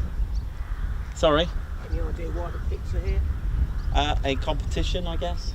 Is that what it is? Yeah, I guess so. It's I think it's some aerobatics competition. Because they're so good at aerobatics. Yeah. There's been 3 so far doing aerobatics. Have they actually been doing something? Yeah. But I just watched you on YouTube and I thought, I better come and have a look at that. They've been going for years, the pit special. Yeah, since 44. Is that what it was? Yeah, since 44. Good Lord. Yeah, I didn't expect that, but of course they've been. They've been. I mean, now we've got a jet pits thanks to Rich Goodwin. Is it really? Yeah, there's jets on. There's got jet engines on the Rich Goodwin one, and it can hover. No. Yeah. Well, pits like that? Yeah, to stop up in the air. I know what you're talking about. Yeah, because he's adjusted it so it's got a 1.1 to 1 thrust to weight ratio. Good Lord. So it's like a 1,700 pounds of thrust, but it weighs 1,550. So he just hovers it, Yeah, and yeah. it's like really, and you can hear those jets kicking in. Defies gravity, doesn't it, like that? Yeah, it's quite remarkable because they are a classic. I didn't realise until I did a quick read up, and it was 1944. I wouldn't have said that. No, I didn't either. They look quite nice and modern, but they've yeah, it's great. It's good fun. It's something different. Yeah. I don't know. No. I looked at it and I thought, my goodness, the pit special's done it. And I thought, whatever Yeah. for? And I thought, well, come on, let's get it. Yeah, I don't know why here though, but I know I guess I'm understanding the reasons behind it, but I mean I'm not going to complain. This is a great venue. No, absolutely, yeah. Yeah. I came down the other day because of the Yeah. Now they've moved using a different runway. Yeah, I think they're doing some work on the main But ones. this one here that they're using at the moment, which is west-west, that comes right over my house, and they must be the 35s I'm talking about. Well, they're under 1,000 feet. Yeah. All the car alarms going off. Yeah, It's I great, bet. I love it. But you see, when you go to an air show, they're not allowed to come over here. No. Because, but honest to God, they're just dead. Yeah. And when they come You want to come here when with all the they're. gear down. Oh, it's great. It's good fun. It's great I'm in fun. and out my house and going, oh, here it comes. And luckily, I can hear them before they get to me. Yes. That's how low they are. Yeah. Do you know what I mean? You know? Oh, absolutely. So I'm out there and I'll jog. Oh yeah, running out, trying to get a little look at it. Yeah. And Yeah. because they come over in pairs, so I'll just come on, where's the next one? And we go, oh, here it comes. So they won't be using that all the time then. I think maybe for another month or two, maybe. And then they'll go back to their two that Yeah. they're using, Yeah. That's a shame. I thought I came down yesterday, not yesterday, a couple of days ago anyway, hoping to see a few more, but I thought, well, hold on a minute, there's 3 pairs have gone out, we're not going to see any more, and as I came down, I saw one going out with the coffin lid up, went out that way, you know, I presume that's practising for aircraft carriers, is it? They're so short. When that... Okay, so my the one understanding... that goes that way. Yeah, I caught a little bit of it. I don't think they're allowed because of the weight of it. They can't intersect the main runway because of their weight. These are all right because they're very light. but they can't. So they have to do short takeoffs and vertical landings. They can't go over the intersection because I think they're doing stuff to the runway. Ah. Yeah, and I think it's a taxiway anyway now, 2810. Okay. That new one. So they can't.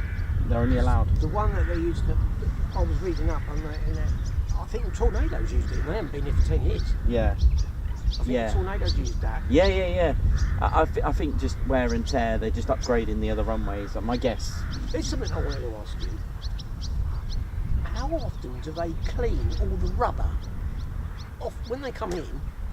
The rubber, I mean, you see it on the big airports, like Heathrow and so on and so on and so forth, but do they actually come and wash that rubber off? Every day. Really? Yeah. So I see it. I know it's a stupid question. No. Right. So you'll see the sweeper go up and down the runway. I haven't seen every that, morning. Yeah. When you come here at silly o'clock, which you will, you'll get a sweeper, and it's got all the brushes. You know, like the road sweepers. of course.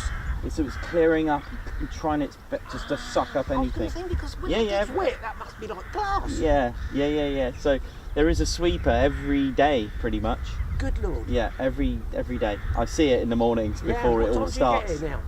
What time do you get here now? I usually get here an hour before, like it starts about 7. I didn't get here at 7 today because you didn't. Yeah, I didn't think this was. They are flying today, the jets. Are they? Yeah, they are. Now whether it's nighttime flying or not, because all the villages around here, you get warning. Oh. And RAF Marham spotters, you must be on that, surely. I did see something, but I thought it was for this. Well, it says that they'll be flying, so I presume they wouldn't have mentioned it because of them. So it might be nighttime flying. Well, there's 2 out there. That's what I mean. That is the most strangest thing. But they've been there a couple of days. Right. Because I was here 2 days ago. They started them up, and I thought the canopy was open, and I thought, oh, I might see something. And then I heard it start up, and then it went. So they're doing diagnostics or something. I don't know. Yeah. But they've been there a couple of days now. Yeah. So Fridays when they're done, they turn them away and they're out. So yeah. I was thinking, oh, might get lucky. But it did say it came through on my phone that they're flying today, because they don't usually fly on a weekend here at all.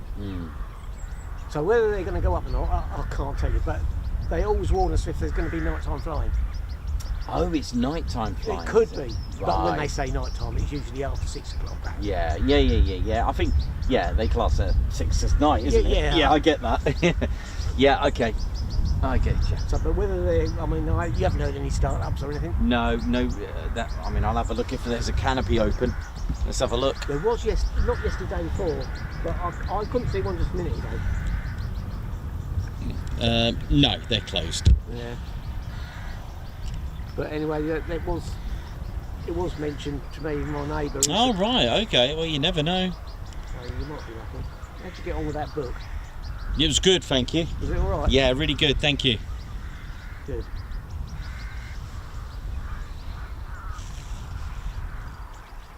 Oh. How many pits have we got here? Well, there was 3. That one's gone somewhere. And I know why it's quiet. My radio's off. There is 3 here. They've all been out twice, and this is the 3rd one for that one. So these 2 should be going out as well.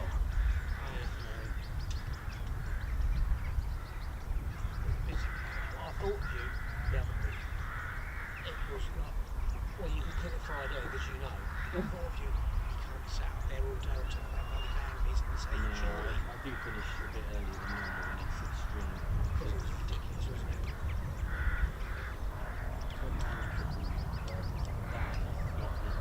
No, it was just silly.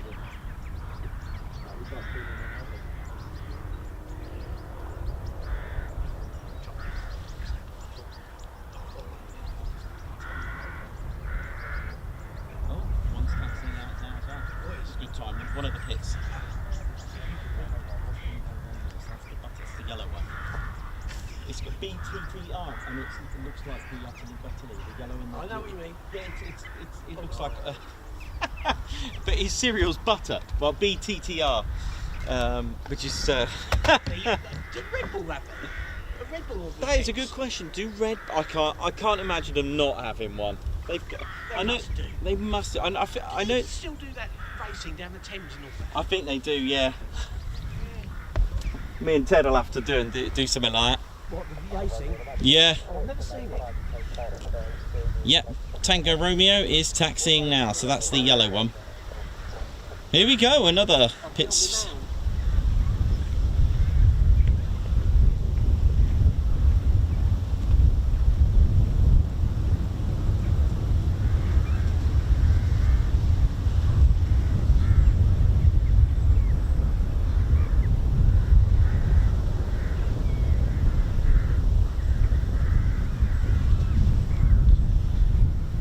Welcome to the Ted Coningsby channel. We're live here at RAF Marham, and it's a pits special day. We've got 3 pit specials, and they're on their 3rd wave of departures, and we've had 3 aerobatics on the overhead so far.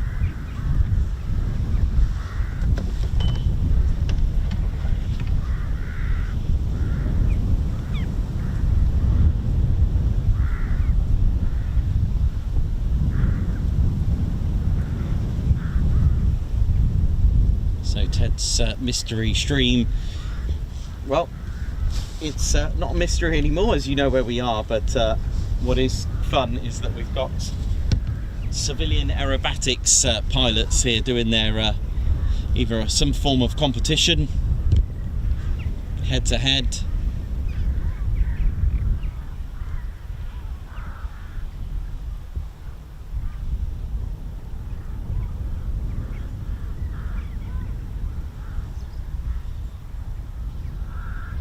but yeah, it was remarkable to find out that the design of 1943 and took its first flight in 1944. It's quite amazing to think that it was that it's that old, the concept. And pretty much these are almost true to the original from the 1944 original pits.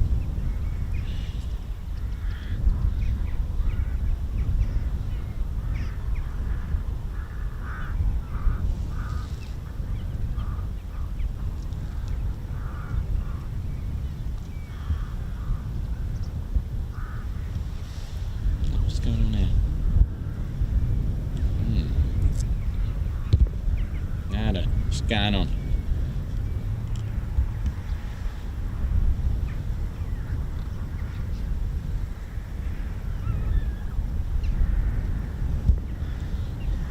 And you may have overheard me say that there are actually 2 F-35Bs outside, you know, visible like we normally do on a regular day. So who knows if we'll get F-35Bs as well? Who knows? But we'll see.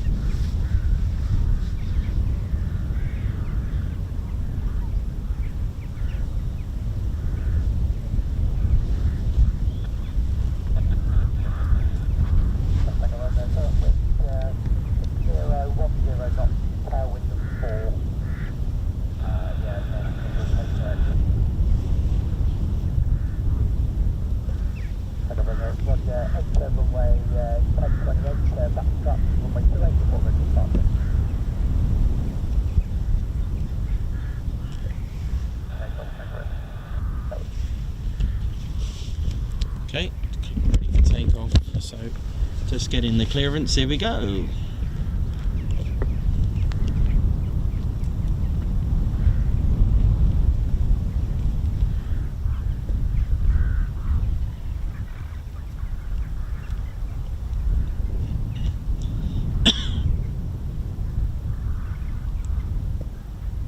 RF Golf Lima Romeo is completing the training area and we'll be back to recover to land. We won't be flying in the box. Copy Romeo, that is copy. We've got Golf Tango Romeo departing up on May 28 shortly, the 73508 with a tailwind of 3, so request for your preferred landing direction. 28 please.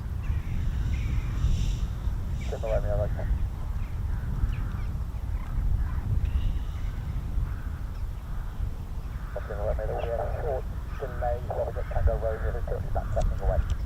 Okay, we're still 5 minutes out. Copy.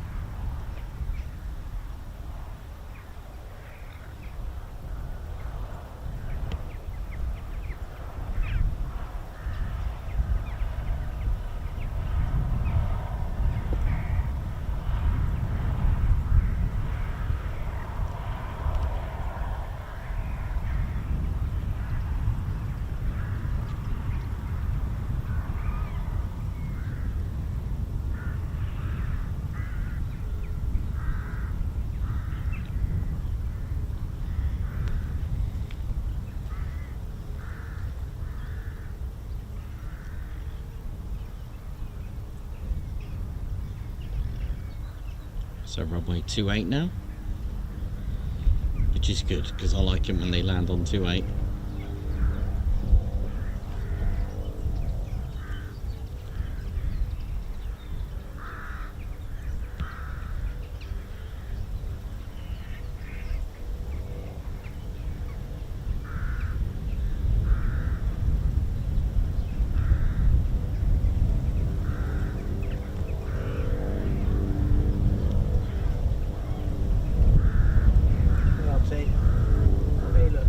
Yep. And then line up runway 28.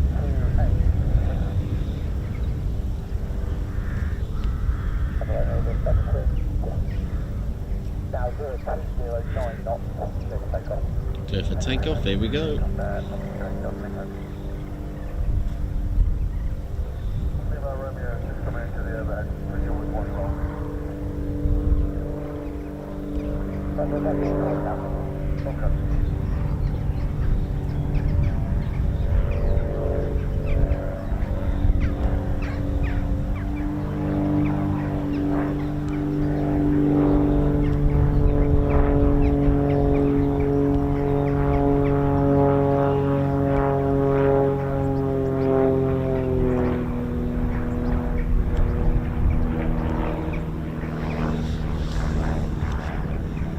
So this one won't be doing a practice or a display over on the overhead.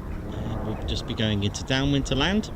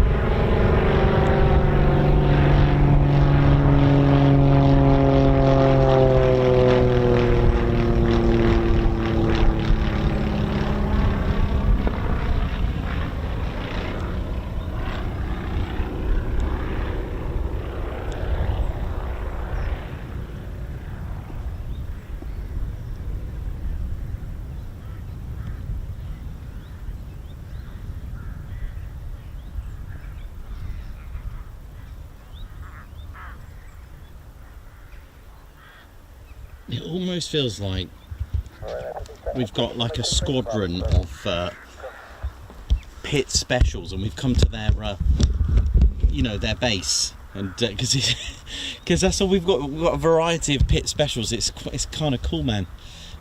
Was there another one taxiing as well? I've lost track. Let's have a look. No. Is that it there? Yeah, that's it there. Sorry, the heat haze is a little bit... So it was a pit special kind of day today, isn't it? At Marham. Of all the places and bases we could have gone. I did see a NOTAM and I was wondering, let's have a look. Let's just see what happens if we follow a NOTAM and see just exactly what the day will bring.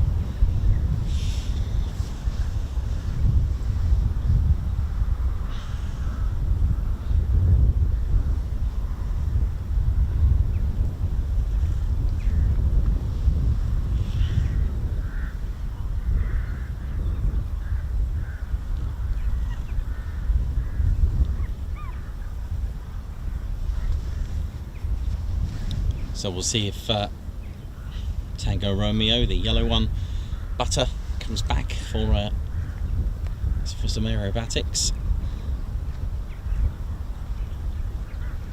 So the only one we haven't seen, I don't think we've seen this one do it.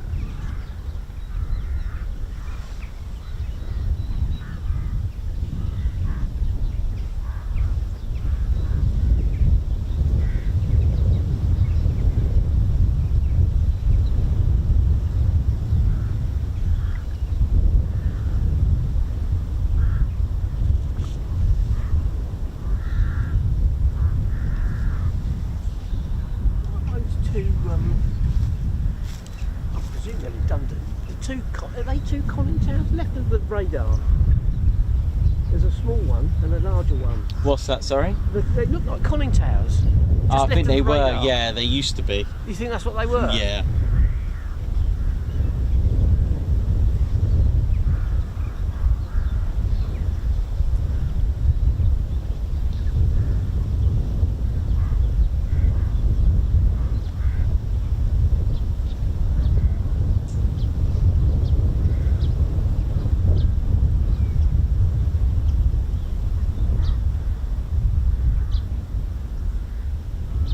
Leave you with it. Okay, buddy, you have a good day. And you. See you, man.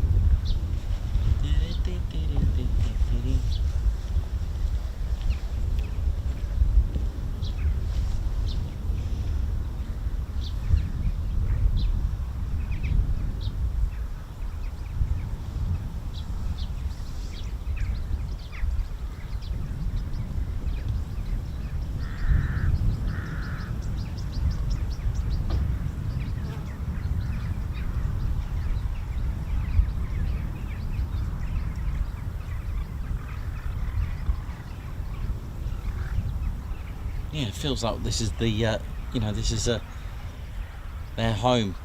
You know, we've got squadrons of pit specials here. Amazing.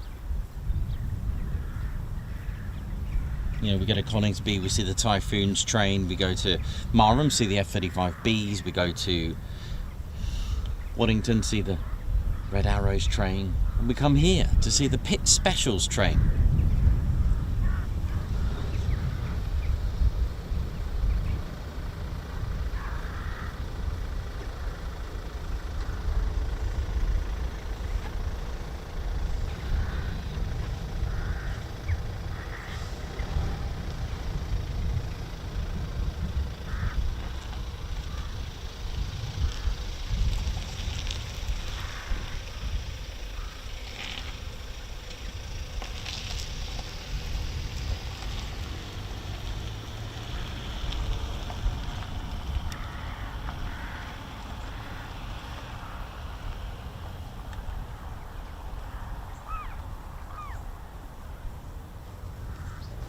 So I hope we're all good, ladies, gents, teddy bears. Hope we're well.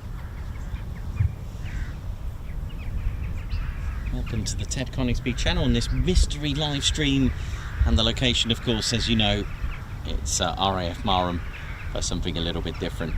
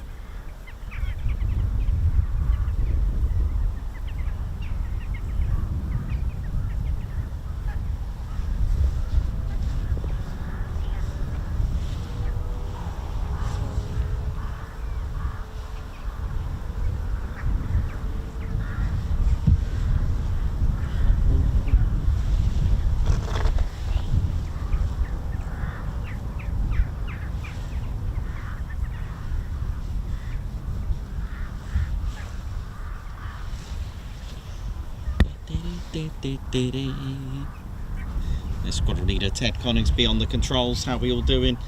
Doug Ross, thank you very much for the super. A Guards March to you. Thank you very much for all your support today. It's been good fun and chilled out. Alan Q, thanks as well for the super. Colin 9NZ, member for 23 months. 23 months of this wonderful family. I'll soon have my green badge. Nice one. 23 months. Yep, one month to go.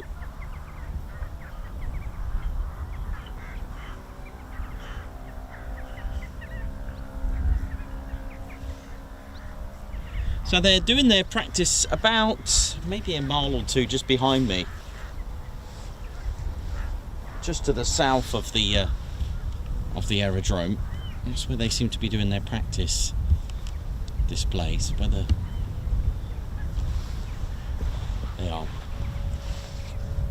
monitored from there.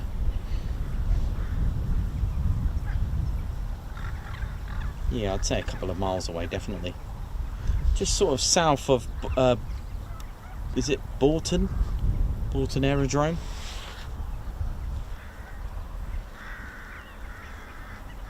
Oh, that's lovely, that sun now.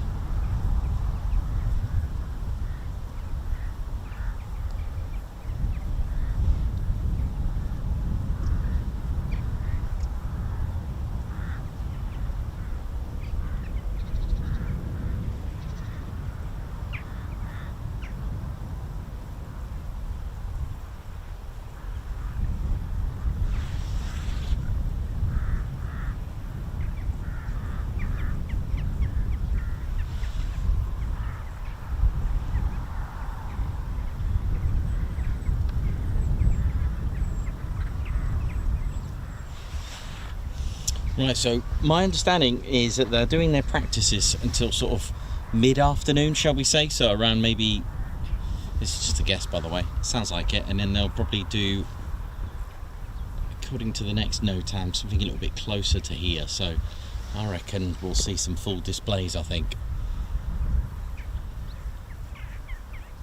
We shall see. This is all guesswork from Nikos, you know how it is.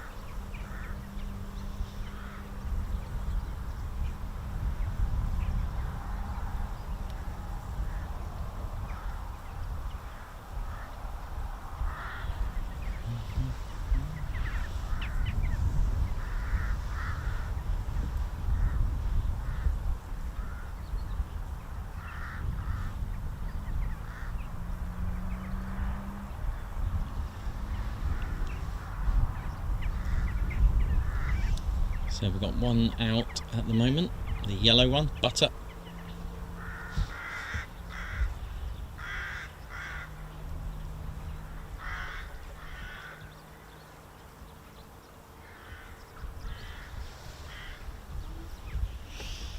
Oh, the weather's got better now.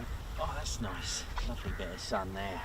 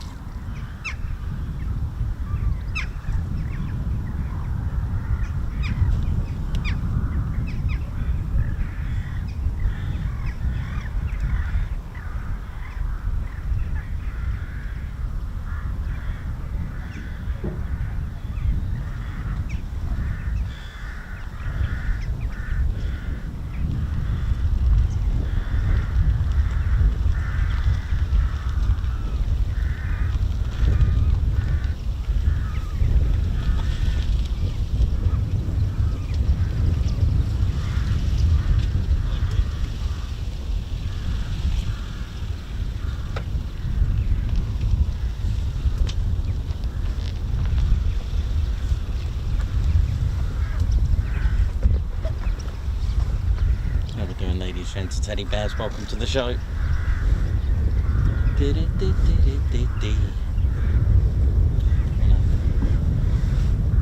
Saturday chilled out vibe. It feels like some sort of prelude to an air show today, doesn't it? It's got that sort of arrivals vibe that you would get at East Kirkby. You know, a few little practice displays. Feels like a little personal air show today, but it's all good. Hope you're all right. Hope you're all good and well, and thank you for tuning in today.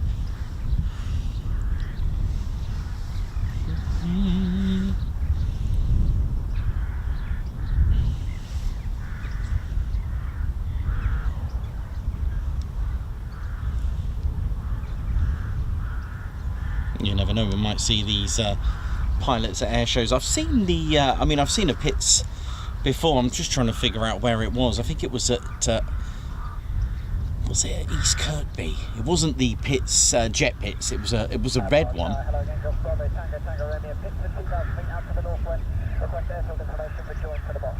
Oh, join to the box. Golf Bravo, Tango, Radio, Roger, and still Delta, runway 10, mark unit 2823, Somebody search clear, box clear. Am I clear to change the judges? Golf Tango, Romeo.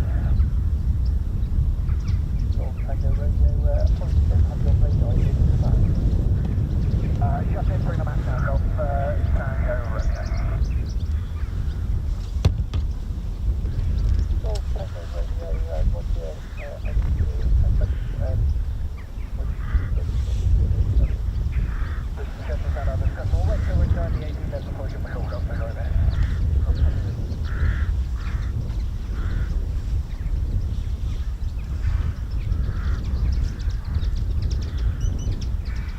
So I think I've established that entering the box is like a small space to do your display. I think I'm learning on this. This is not something that I normally do on a Saturday for this. It feels like I've gone to some civilian airfield. This is what it's going to be like for me, you know, one day when I join the dark side of the force. Just kidding. Now this is a little bonus for you. We are at a military establishment. This is, well, we're not actually in, but you know what I mean. So Bravo Tango Romeo is on its way, and it's the yellow one for those that like to know.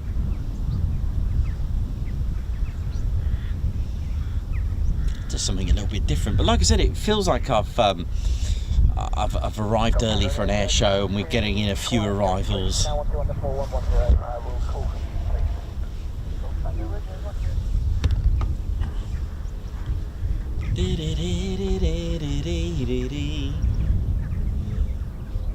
here we go, I can hear it. So we've got the yellow pit special.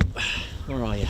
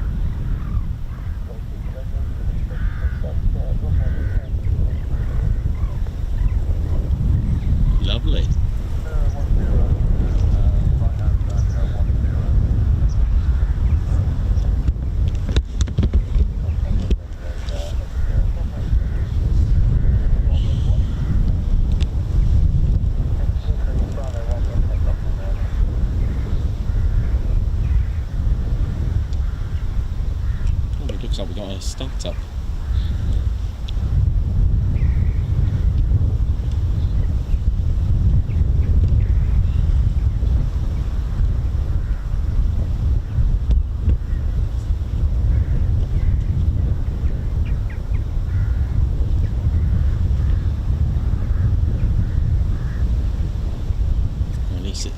Or is that someone just... Not sure from here.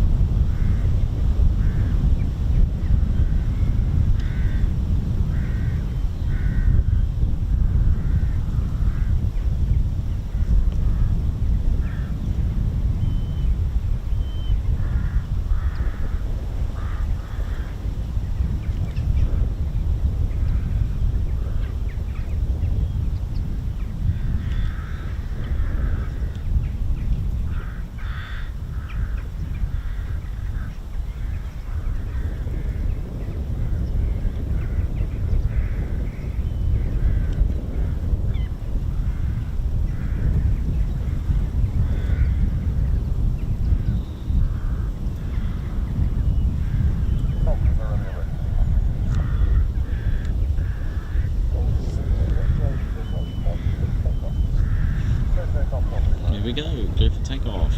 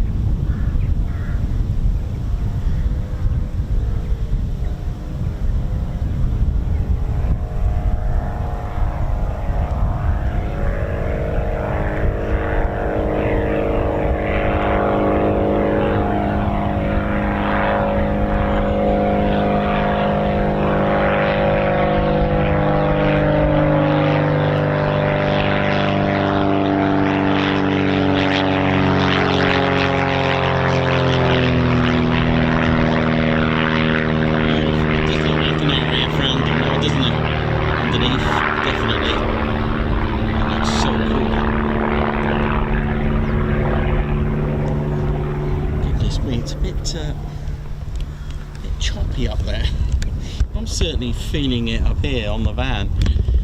Anyway, how are we doing? Hope we're all good. Hope you enjoyed that lovely takeoff. I do like that livery, it's a nice one.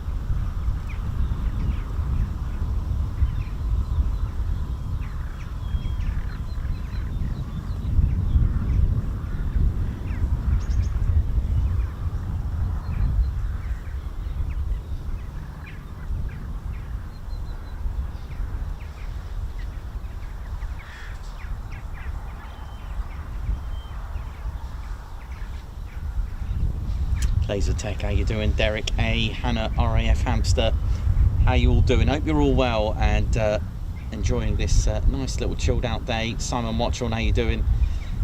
Margot, Alex Black Cat, Vienna, how you all doing?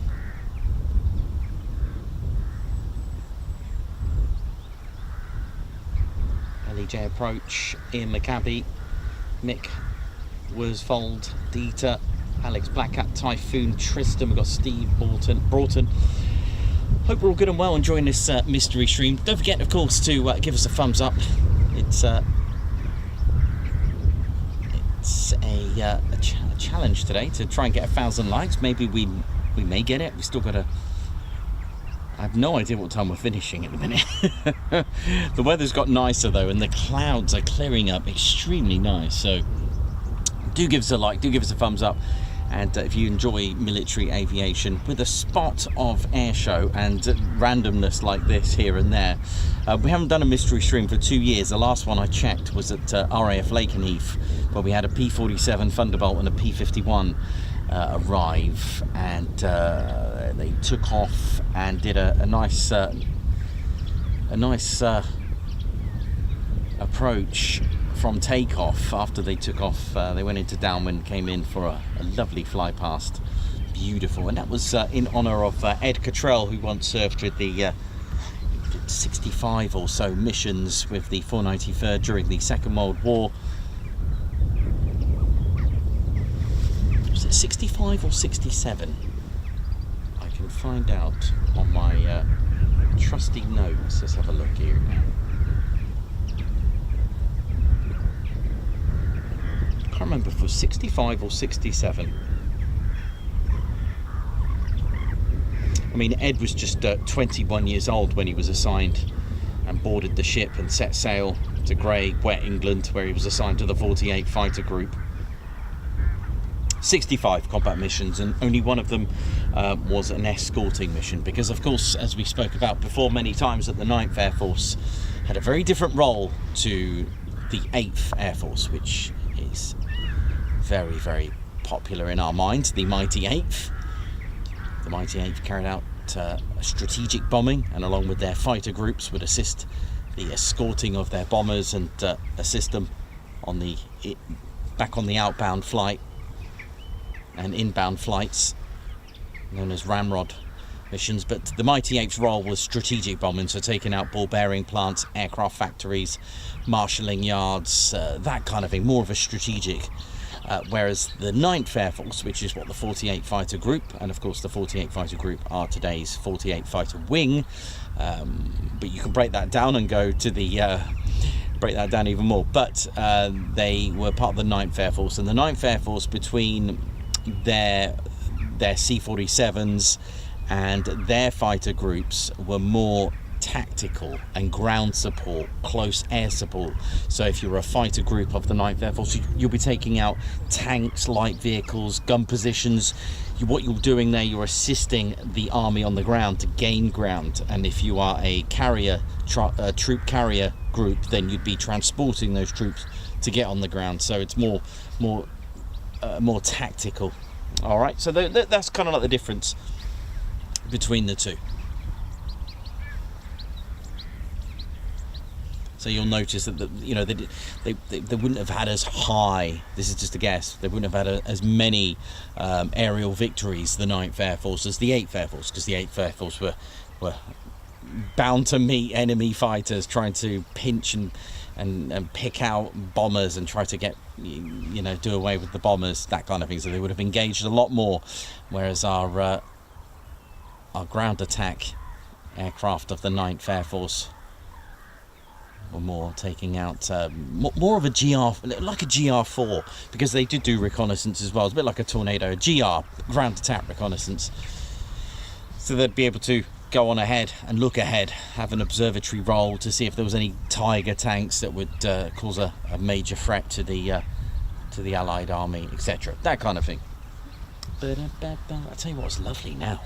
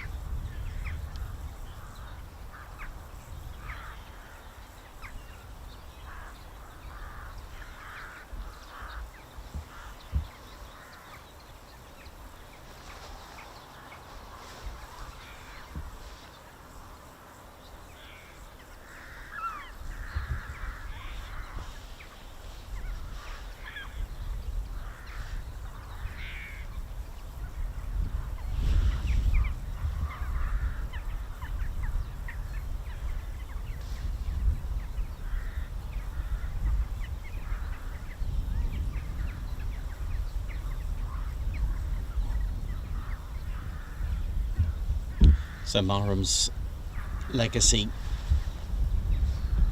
when it comes to aircraft have been absolutely iconic, from the 52 years of English Electric Canberra, which is 5 decades, which is rather remarkable, and the first Tornadoes that arrived in 1982, and in 1990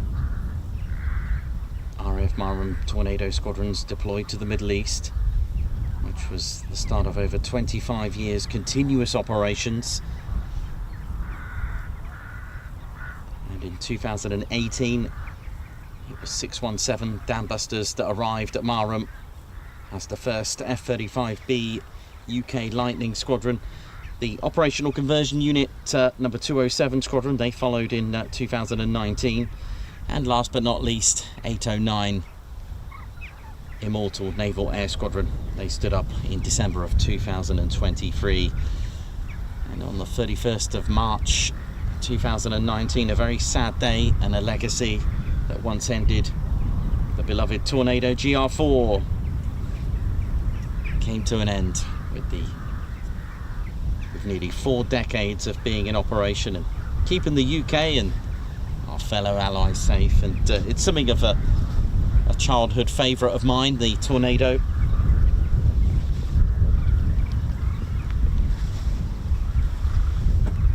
A legacy that, I mean, the shape of it is just beautiful, absolutely amazing.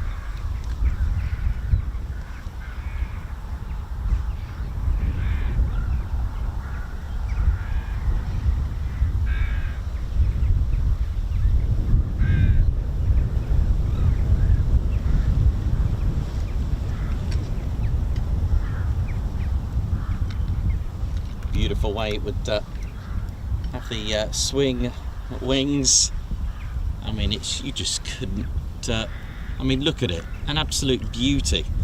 Bit of a tonker. This is the GR4, a slightly shorter version than our F3, which I do have actually here. I do have the two to compare. There's our F3. There's our GR. Actually, if I put them side by side, these are to scale. I'll try not to break them. So you'll be able to see the sort of difference in the note. I mean, look at that. It's a shame I can't. They are to scale. How am I going to do this without breaking it? You know, yeah, these do see better days sometimes. But hang on a minute. What if we did it this way? There you go. It's about right there, isn't it? Look at that. Beautiful. The F3. This is a 65 Squadron RAF Coningsby F3. Beautiful 50-year one with the raspberry ripple, the red zebra, call it what you will.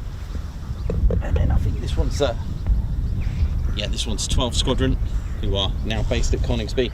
I mean, the concept, you have to go back to 1967.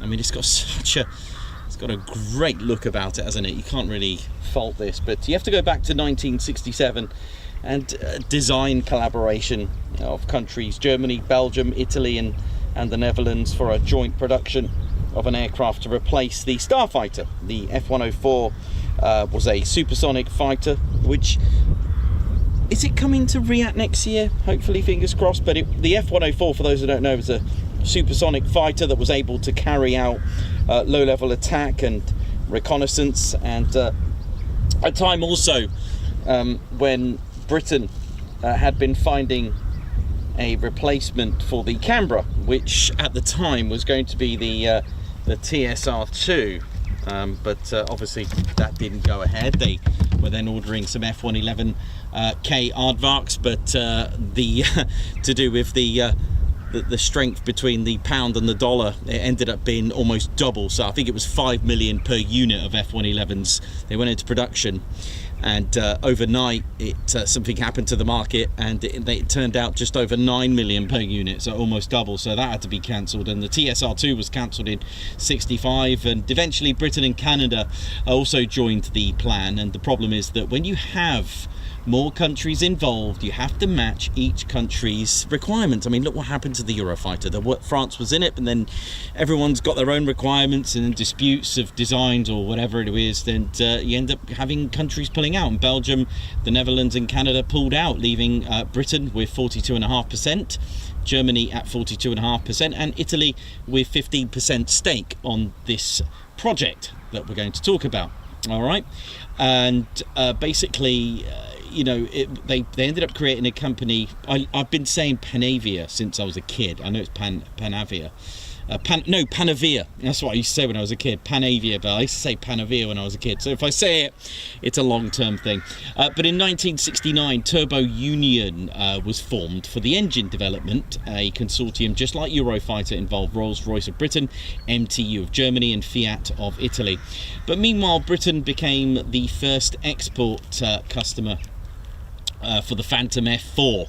As originally the F111K orders, like I said, had been cancelled, so they eventually had the Spey engine Phantoms. It was a little bit different, our Phantoms here, and it was number 6 Squadron, the Flying Canopers, who were the first operational Royal Air Force unit to operate the McDonnell Douglas Phantom, and they arrived at Coningsby in '69. Officially re-equipping with the Phantom, we called it the FGR2 in May 1969. At Coningsby. So in the early stages, it was designated as the MRCA, a multi-role combat aircraft. It was also decided to have a single seat and a family version.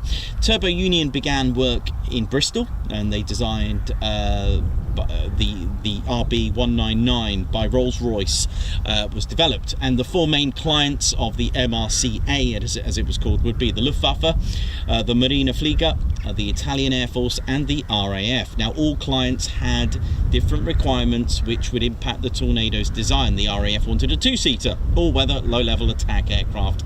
The variable geometric wing style, the swing wing layout, was chosen.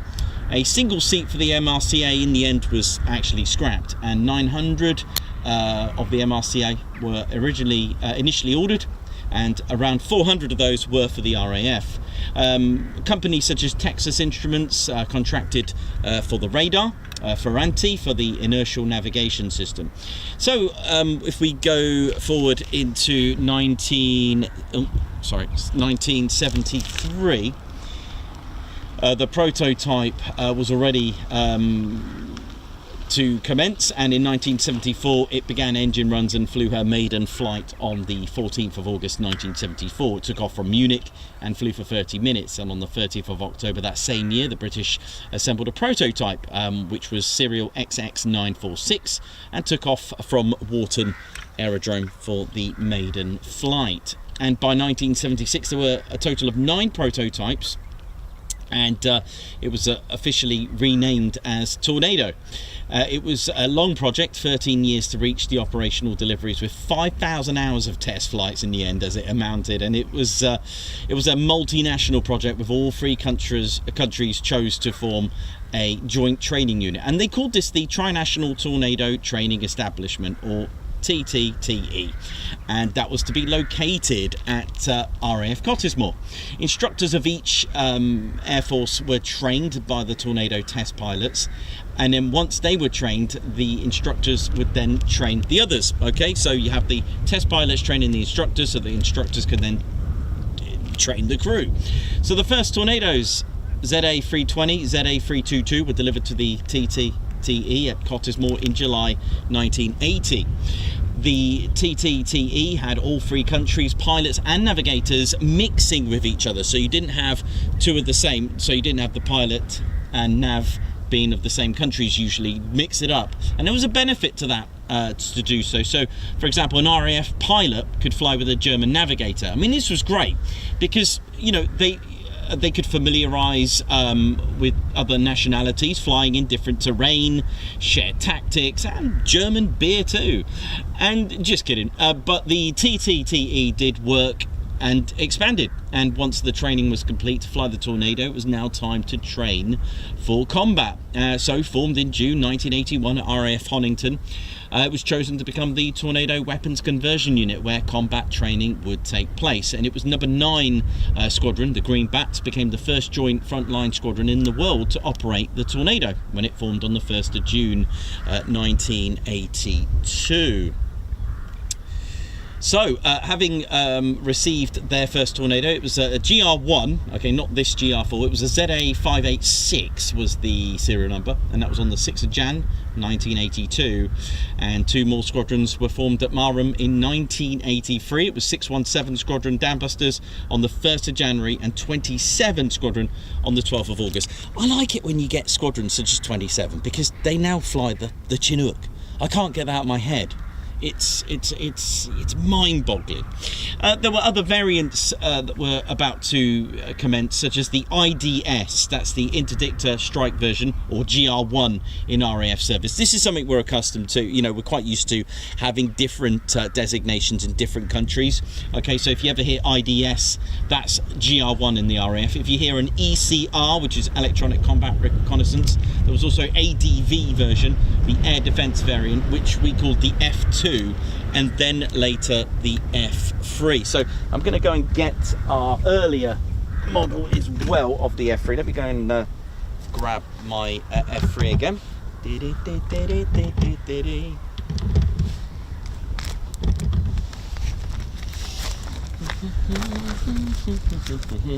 Oh, actually no, let's carry on with the GR1 actually.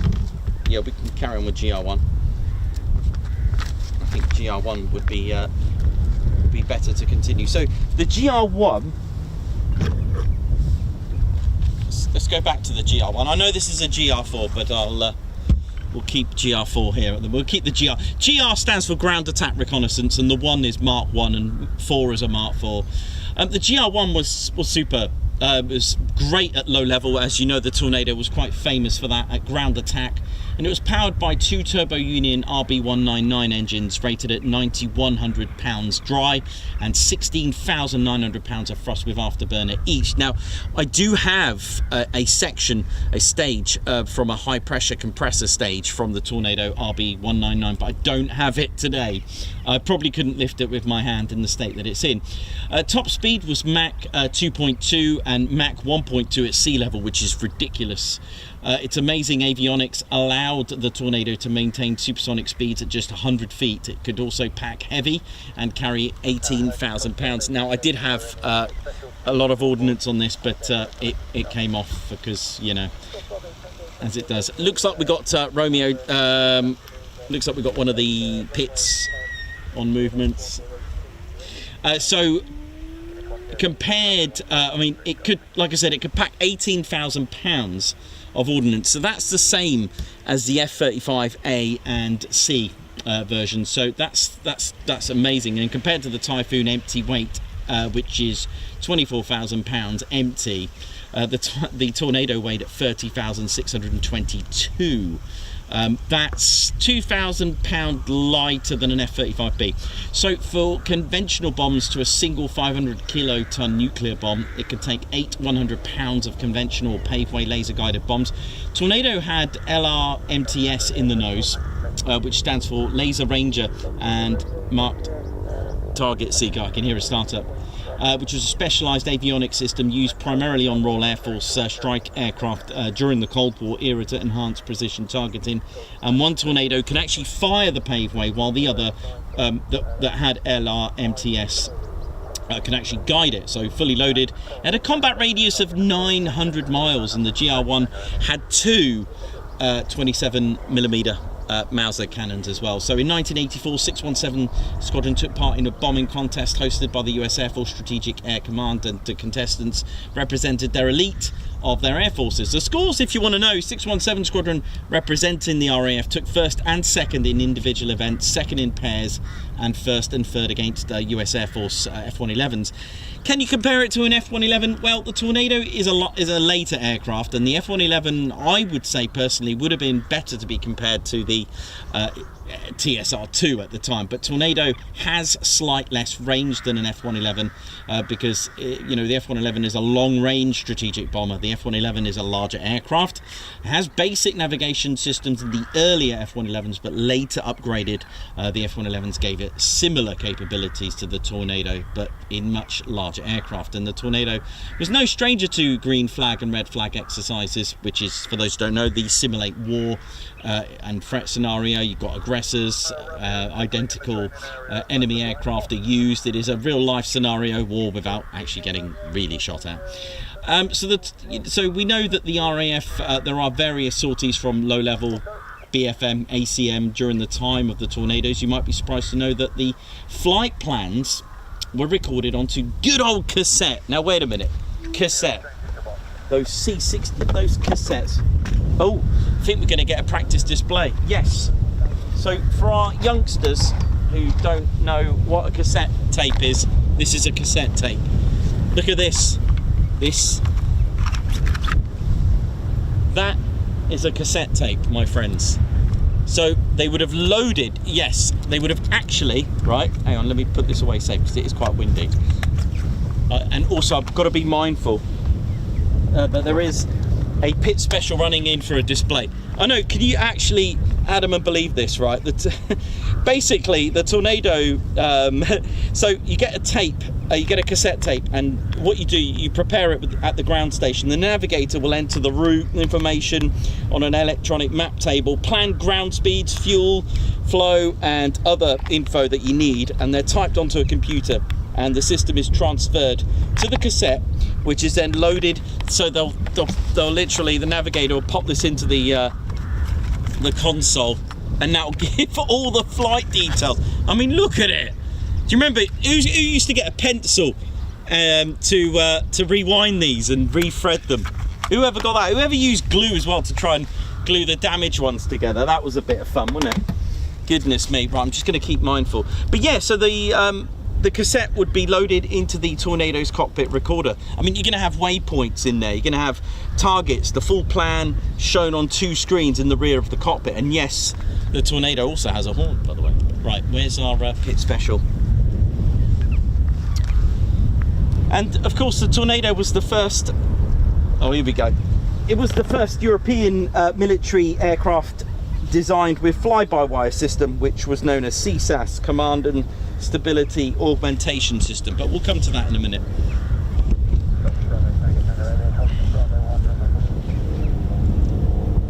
Right, where are you?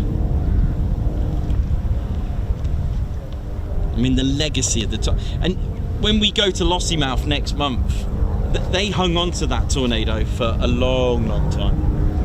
Ah, here we go.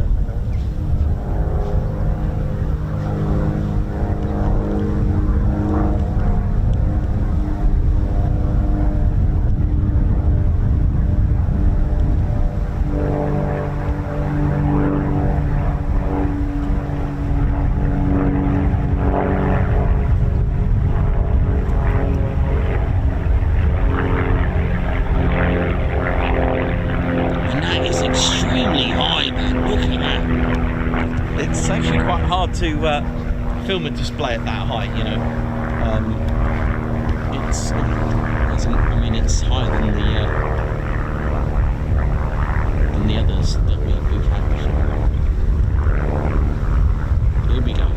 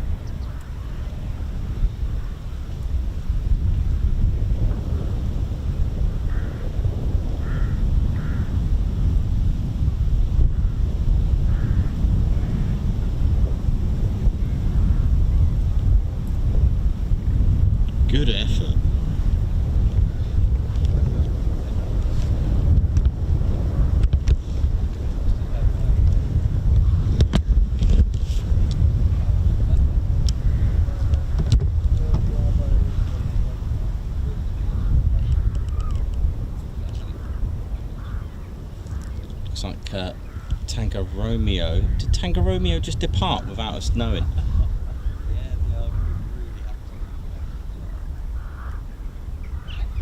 I did hear something in the background, so it could have departed. Yeah, I think Tango Romeo has departed. Oh, that was it's certainly not there now.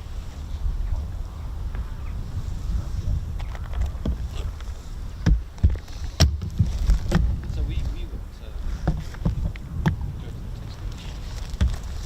local test.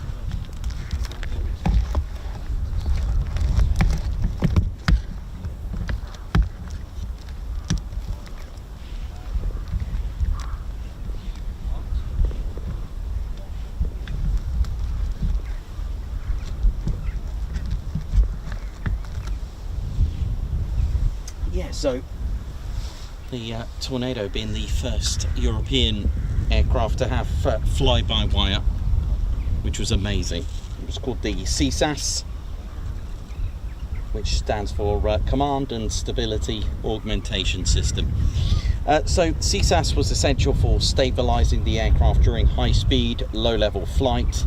There were two computers, one for pitch, okay, and one for roll. Okay, one for pitch and one for roll. So there's our pitch and one for rolling. So it would take over the controls, and it even had a get you home, almost like a safety mode on a car. So if faults occurred in the CSAS due to battle damage or some direct electrical fault, the direct electrical links would actually take over the hydraulics. So the CSAS fly-by-wire will move all inputs literally for a smoother ride. The Tornado was equipped with terrain following radar, a NavAttack system. Like today's Lantern on the F-15, the Tornado incorporates a combined NavAttack Doppler radar that simultaneously scans for targets and conducts fully automated terrain following for low-level flight operations, which this was king at. Being able to conduct all-weather hands-off low-level flight was considered one of the core advantages of the Tornado. This feeds via the autopilot, but the system is also computerized with a main computer, but this needed to be manually inputted by the navigator as well. So the ADV version, designated eventually as the F2. Let's go and get our F3 model first of all, the stopgap F2, but this is an F3. So it's got a longer nose. It was a longer. This was called the ADV, Air Defence version, designated as the F2. It arrived for the first time with the RAF with 229 OCU at Coningsby, and the ADV was designed to operate very different role to the IDS version. And major changes as a long-range interceptor. It was fitted with a Marconi Fox Hunter air interception radar. This radar worked with the Skyflash air-to-air missile, and it could lock onto targets at 25 miles away. So this led to a longer nose due to that on the ADV version, or the F2, to house the Marconi radar. Extra fuel tanks meant more endurance than the IDS version. And let me just see if I've got anything else taxiing out.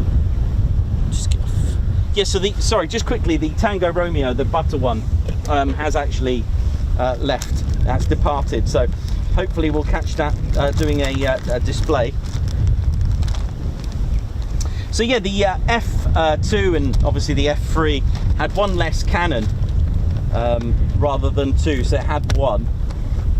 Let's get that. Sorry, I thought that was that red one was taxiing out as well. So yeah, one less cannon, which was the Mauser cannon, which same as the Typhoon, and this was to allow the refueling probe, okay, and it was to be fitted on the port side on there as well. So the F2 was a stopgap for the more advanced F3, which is what this one is. This is a Coningsby display, the 65 squadron. version. And this arrived in April 1987 with 29 Squadron. So there were more sidewinder. I mean, you can look at it. It looks great, doesn't it? They had more sidewinders and auto control for swing wings. Let's have a look at the. We haven't actually played around with that. Look at that. Hello. I mean, even our. Let's have a quick look at our GR4 quickly. Oh gosh, hope that doesn't fall. But let's quickly show you that. Look at this. I mean, this one works better than my F3. By the way, that's cool, isn't it? I mean, what a shape. I mean, absolutely. I mean, the wings. So for slow speed, so for slow speed. Okay, so you want to open them up at slower speeds. This will give you more lift as well. So low angle increases the surface area to provide greater lift. For high speed, what you want to do, you want to close them down. So, Mac Loop shots I've seen with this, absolutely brilliant. So the wings are swept back at an angle of about 70 degrees. So, but it gives you less lift, but this is needed for higher speeds, and the pilot can control the angle of the sweep manually. So the F3 also had an upgraded Mark 104 RB 199 engine and increased the power output to 19,000 pounds of thrust. This is our F3 here. That was with afterburners each. So I've always said that when something new comes out, though, something old will be replaced, and that it did. I mean, the Lightnings and the Phantoms aircraft, which took on the QRA role, were now being replaced by the Tornado. Other countries as well. So 1985, Saudi Arabia and Oman ordered the Tornado. Other key dates as well. 1991, you've got Operation Granby. You've got the 2003, a key date though for a replacement. You see, 2003 the Typhoon arrived at Warton Aerodrome, and on the 19th of May 2005 17 Squadron brought the first Typhoon over. So the days were numbered for our beloved Tornado. Here 2018 the F-35B arrived, and a year later that was the end of the Tornado. It had, you've also got 9th of March to the 31st of October 2011, Operation Elemi. Go and see the guys at Marham Heritage Centre, Aviation Heritage Centre. They've got some very experienced Tornado crew there. And the squadron leader Nathan Scheuer, the 2025 RAF Typhoon display pilot, was the last Tornado pilot to have been trained. I've actually got that very aircraft that he flew on that the black tail with the gold star. I've got that, and it's actually got his name on there, so that's kind of cool. So we've got one jet pits out at the moment. Let's see, what time is it? 13:21 GMT. So we'll stay for maybe until, we'll stay until about in local time. We'll stay until 1500 local. Why not?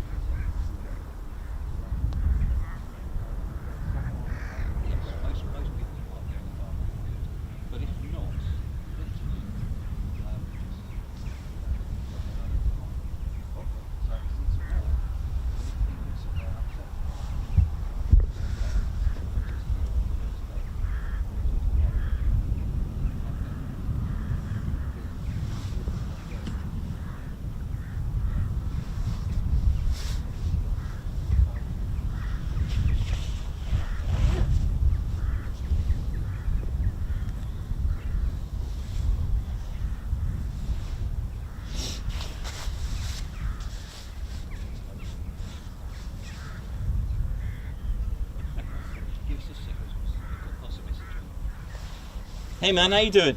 All right. You alright? Yeah. Good.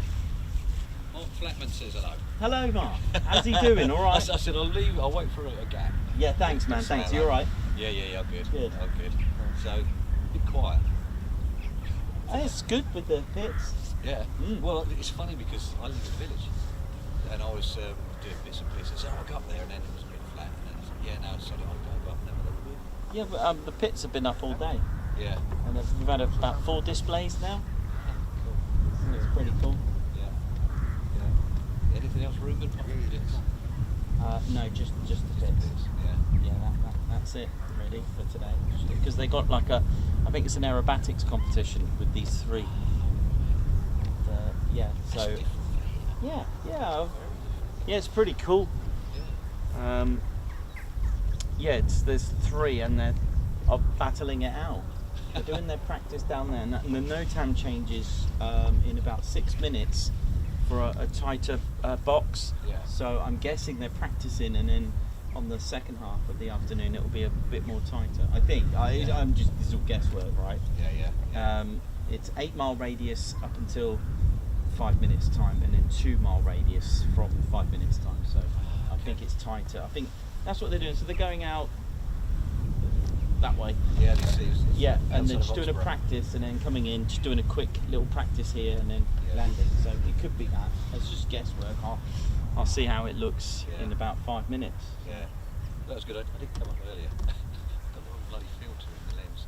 Oh, no. Still have a solar eclipse filter. Oh, God, I seen it. so you got more light with the lens cap on then, right? Oh, man, yeah, I whacked up the ISO when we went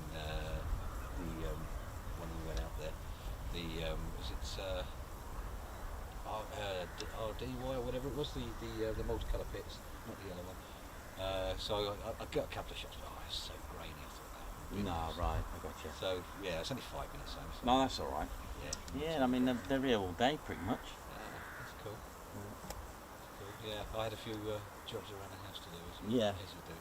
Yeah, cool. Yeah, I just thought just something different. You know, Yeah. it's quite nice. Where's your hometown? Only an hour away, Peterborough. Oh, Not far. yeah, no, Peterborough. I've got to be there. Yeah, it's not far. Pick up the train. I do medical engineering Oh right, okay. service, and we're doing an install in Fife. Oh right. So Oh right, you going to Fife yeah, I do. I pick up the train from Peterborough and just head on up straight there. It's just real useful, really. Oh, I can take this off now. it's just, I mean, in the morning it was awful. I don't think it was forecasted like that. So. It's turning though, isn't it? Yeah, it's going No, back. they didn't forecast any rain, but we got some. Well, we need some. I'm not going to complain, but In this part of the world, we haven't had rain for 2 months. We're the driest county in Britain.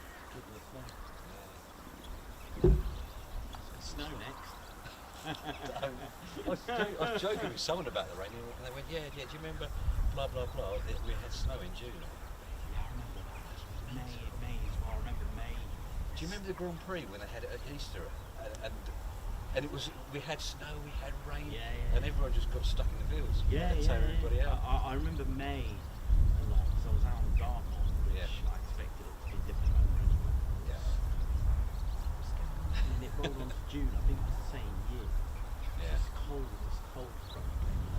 Well, they reckon winter's going to be bad, don't they? Because it's El Nino. You got the El Nino effect, and they said a good one is 1 degree. A bad one is 2. No, 3 degree rise. So they're saying 2 is the worst they've had, and they reckon this year we're going to have a 3 degree rise. So imagine what you're doing. Well, then One of the winds has been weird.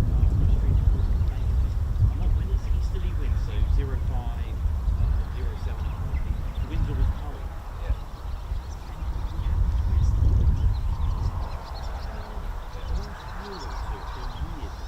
That's very I think that's what it is. The winds from the west should really be colder than it's hot.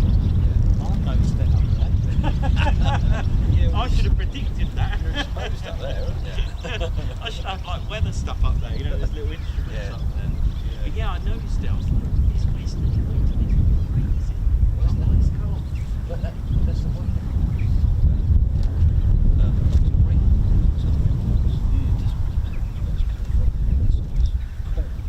That's what we used to say.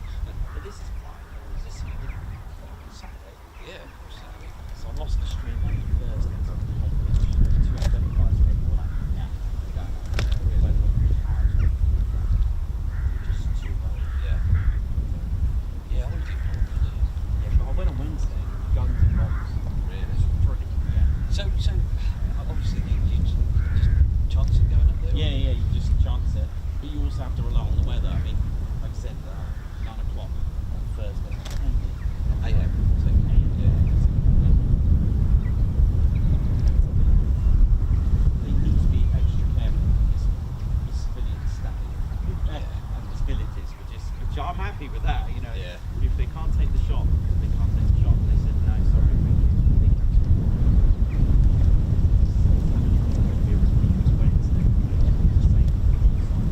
Yeah. Weren't even armed, so never mind, it's just pop luck. Yeah. You know, you win some and you lose some, but when you win out of the beach, it's good. Yeah, no, I must go up there because I used to go up years ago. Used to have the antennas. Oh, yeah. No, I didn't. Do you know, it's funny because I thought I wouldn't see an antenna fly because they were due over during COVID. Yeah. They cancelled the displays. Yeah. So I said, they're going in. Unbelievable. Yeah, racing down and getting this. Yeah, absolutely. There's nothing then all, is there? Oh, nice one. Yeah.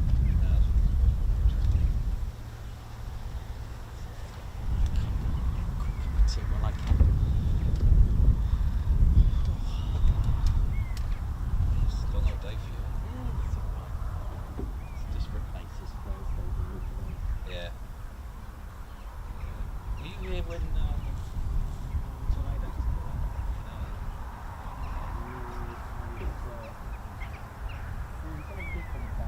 Yeah. No, that was something else because farmers have some. Really? Yeah, because people all over this town was appalling and people. Anyway, one of the guys, a chap that drives G-BTTR, said to us, the open field, which Was it down? Was it over there? it was here. Yeah. So you know when you got across from Yeah. just to the right there, we had it's right here. We always used to go through that. I happened to meet a guy who came and the day we went in, he had to drive in a car. We parked it. He said, "I never come to this." He come inside. We stood in the well, they were brilliant. Fun. Oh, that's That's good. Just to say thank you. Yeah, they were good because the Oh yeah, I heard about that. Yeah. Yeah. they were dishing out. It was really nice.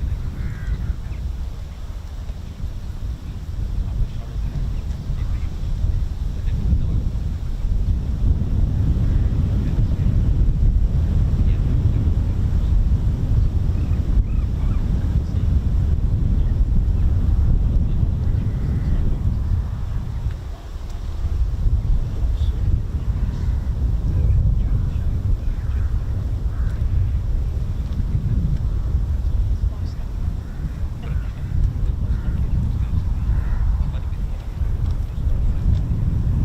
All right.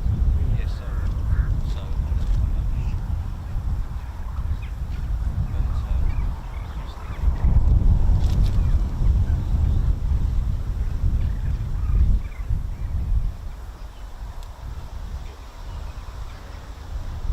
Right. Yeah, good to see you again. So send Mark regards. Yeah, send him my regards, buddy. Thank you. That's our hello, New York, Bravo, Tango, Romeo, so 1,000 yards to reach the northwest. Request airfield information for rejoin for the box. Oh, there's a display coming now. Yeah, it's coming in for a little display.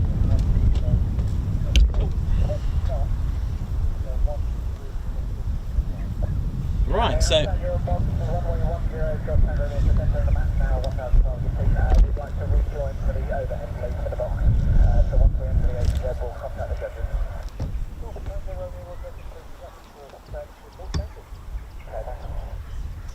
right, we're doing Lady Shin Steady Bear. So we've got our yellow Tango Romeo jet pits running in for a display. We could make this our last one actually.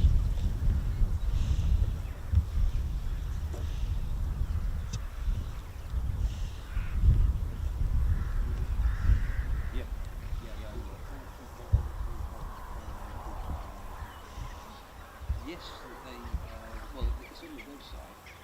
but they don't sort of publish. Anyway, meanwhile, how's our F-35s doing? Look at them. There you go, see, we've seen 2 F-35Bs as well today. Just looking nice. I mean, it's been steady with them really, the jet pits. We've had 3, obviously here. They've been flowing quite moderately, which is, you know, there hasn't been that much of a gap between the departures. Right, it said 1,500 feet this time. That sounds a bit lower. So hopefully the displays are getting lower. Let's have a look.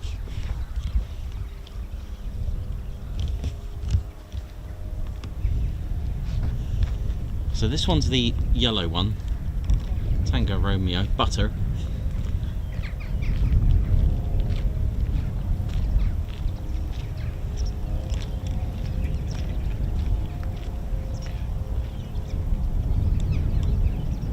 Nope, it's...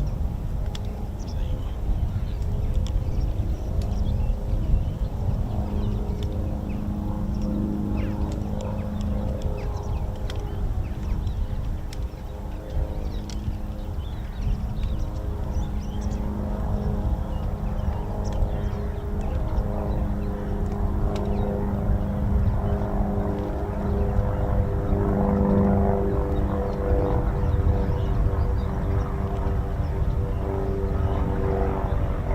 Is that 1,500 feet?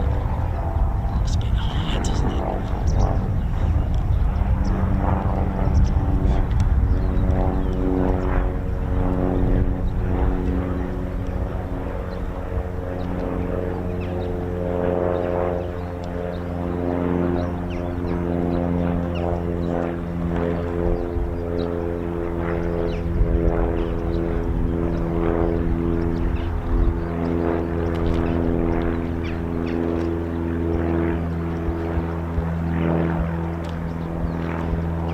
Okay, running in for a display, here we go. Where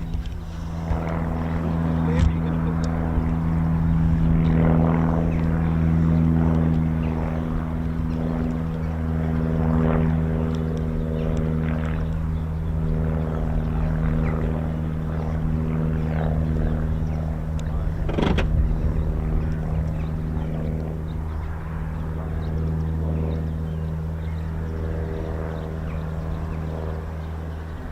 I used to go to the Bangladesh.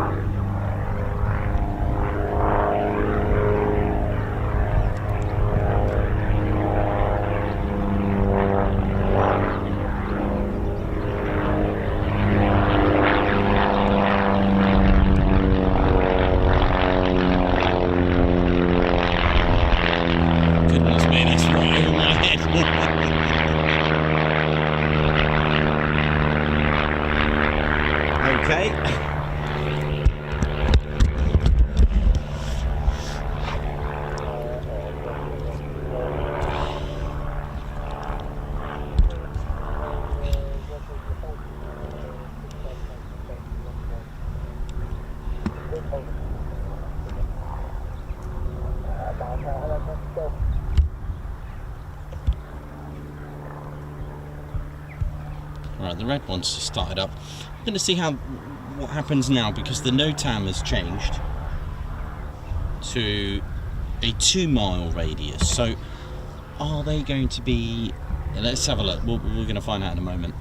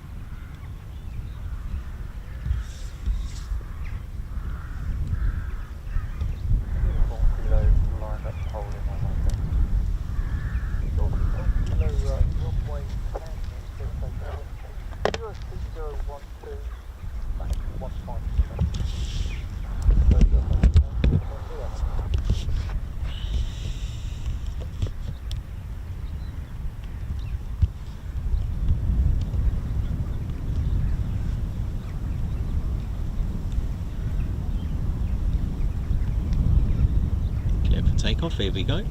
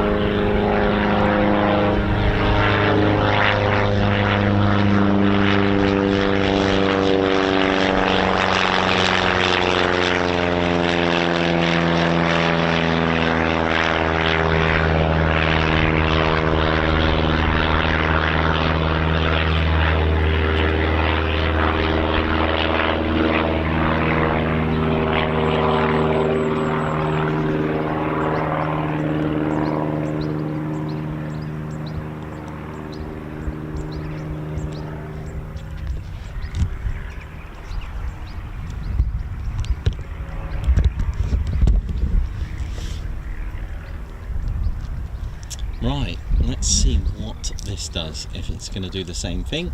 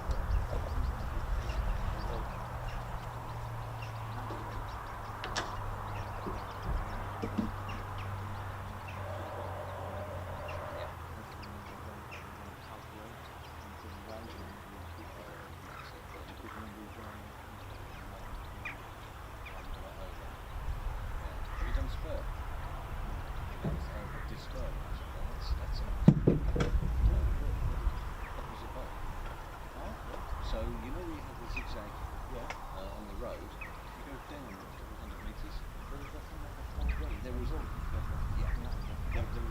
small parking area where we had 2 cars, and on the other side there's a small lay-by front. So where the lifting lay-by is fence, it's difficult to find a way through the forest. It's a small path you have to find. It takes you a very leisurely time. It's good. It's good in high summer because the sun's hot.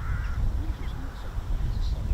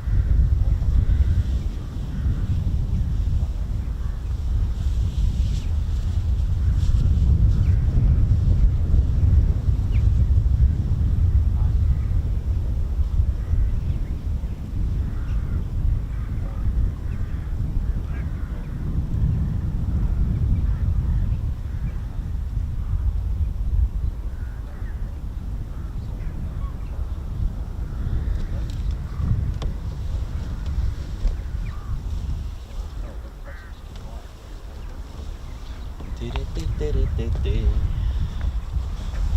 we doing, ladies, gents, teddy bears? Hope we're all good and well. We've got another start up before we finish up for the day.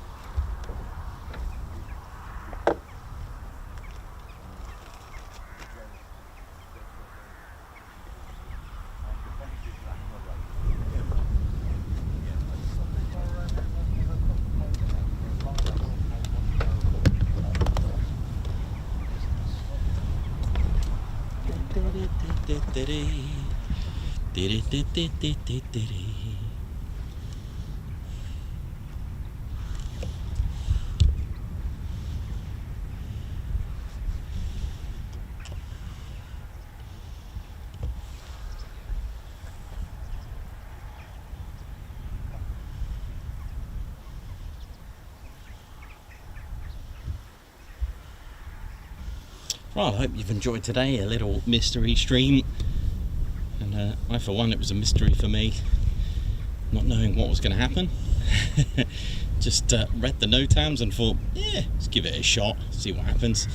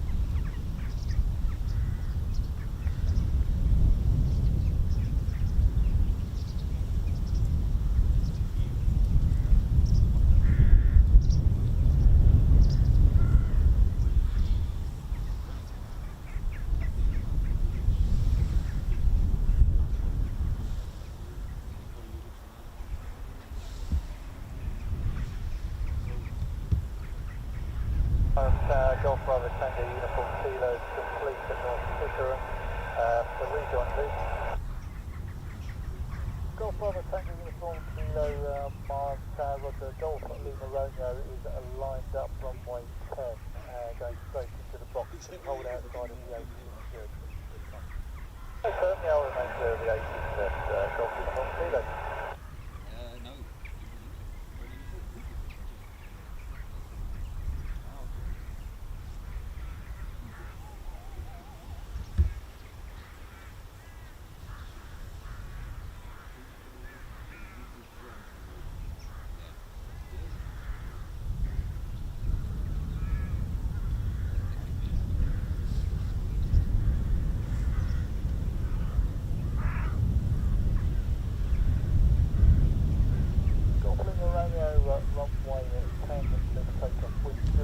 Okay, here we go, clear for takeoff. Well, remember this as the day that jet pits took over Marham. Sorry, the pit special, not jet pits, I'll take that back. But that'll be quite fun, wouldn't it?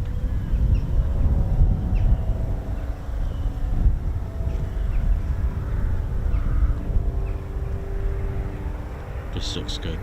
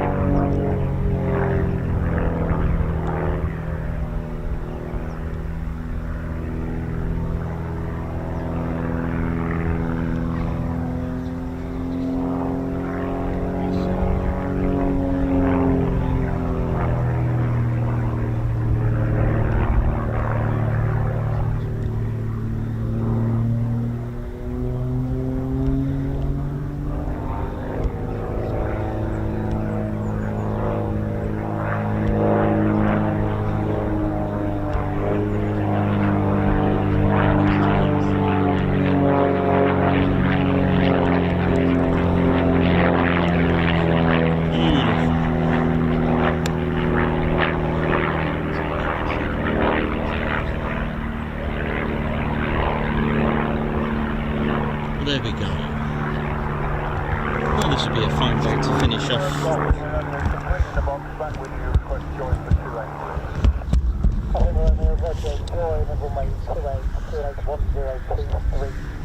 Report downwind. 281023, welcome. 1023.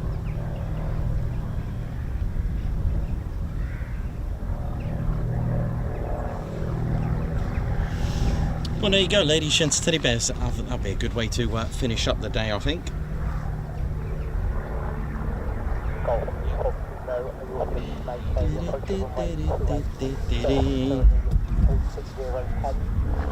Yeah, that's the firm on a very wide, long downwind to 08 left. Red, you will be number 2, report, you will be number 1, report to the final.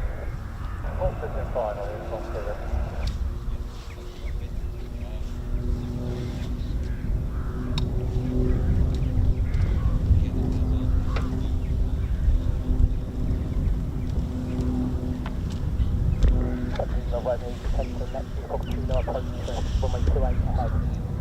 Okay, we're holding there, mate. I am.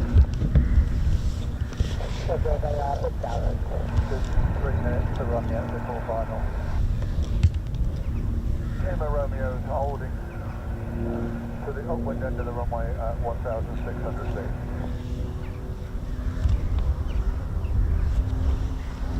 Lima Romeo, when you take the speed with that, before final. Okay.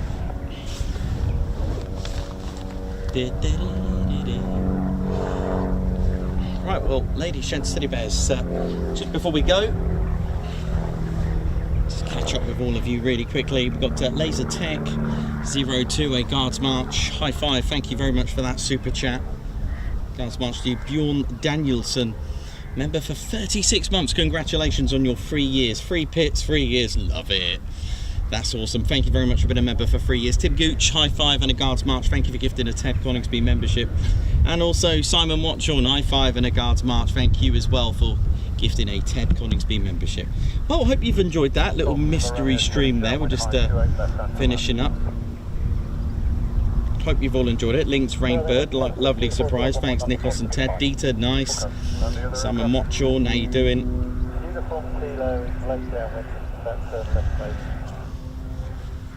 So yeah, that's mission complete really. It was something different, good fun.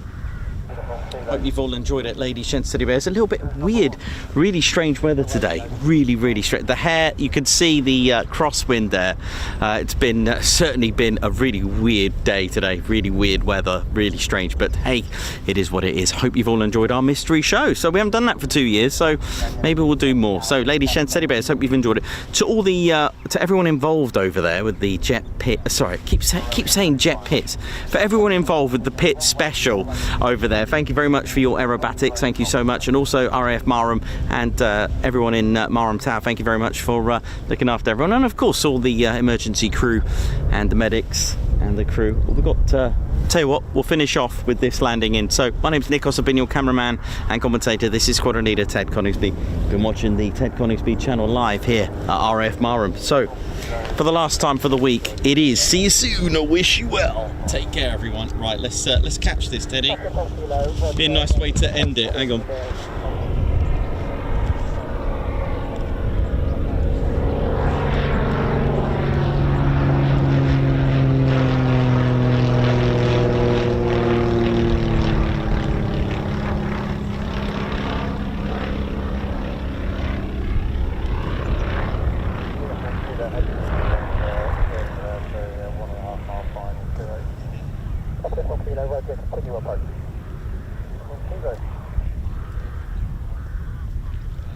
Love it.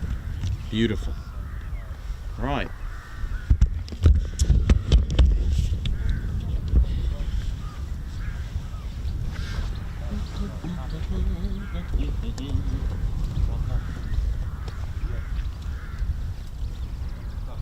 Lima Romeo, proceed straight ahead. Report runway 28 vacated.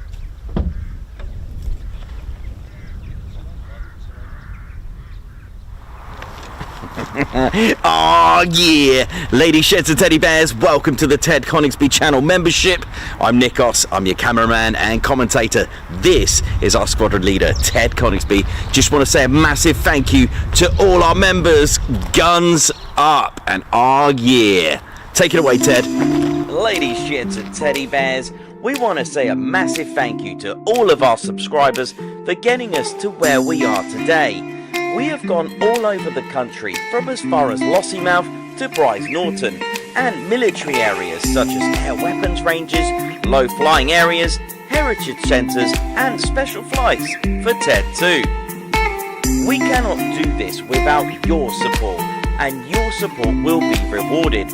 You can now join the Ted Coningsby Squadron and help fund the channel to get us around the country and provide us with the funds for equipment to bring you better content too. We have 3 levels of membership to suit everyone. With your membership, you'll get access to members only videos, photos, posts, unlock special Ted Coningsby YouTube emojis and loyalty badges, as well as being able to access our exclusive members only Discord server. All membership levels reward you with discounts to our online store. Our top level fighter squadron was inspired by many of our fans who supported the channel massively. This is more of a personal experience with me and Ted, giving you exclusive live streams and content from behind the scenes photos, special info and updates, as well as a free Ted Coningsby Fighter Squadron patch for joining. Whichever membership level suits you, we want to say a massive thank you for choosing to join the Ted Coningsby Squadron. Ah, yeah.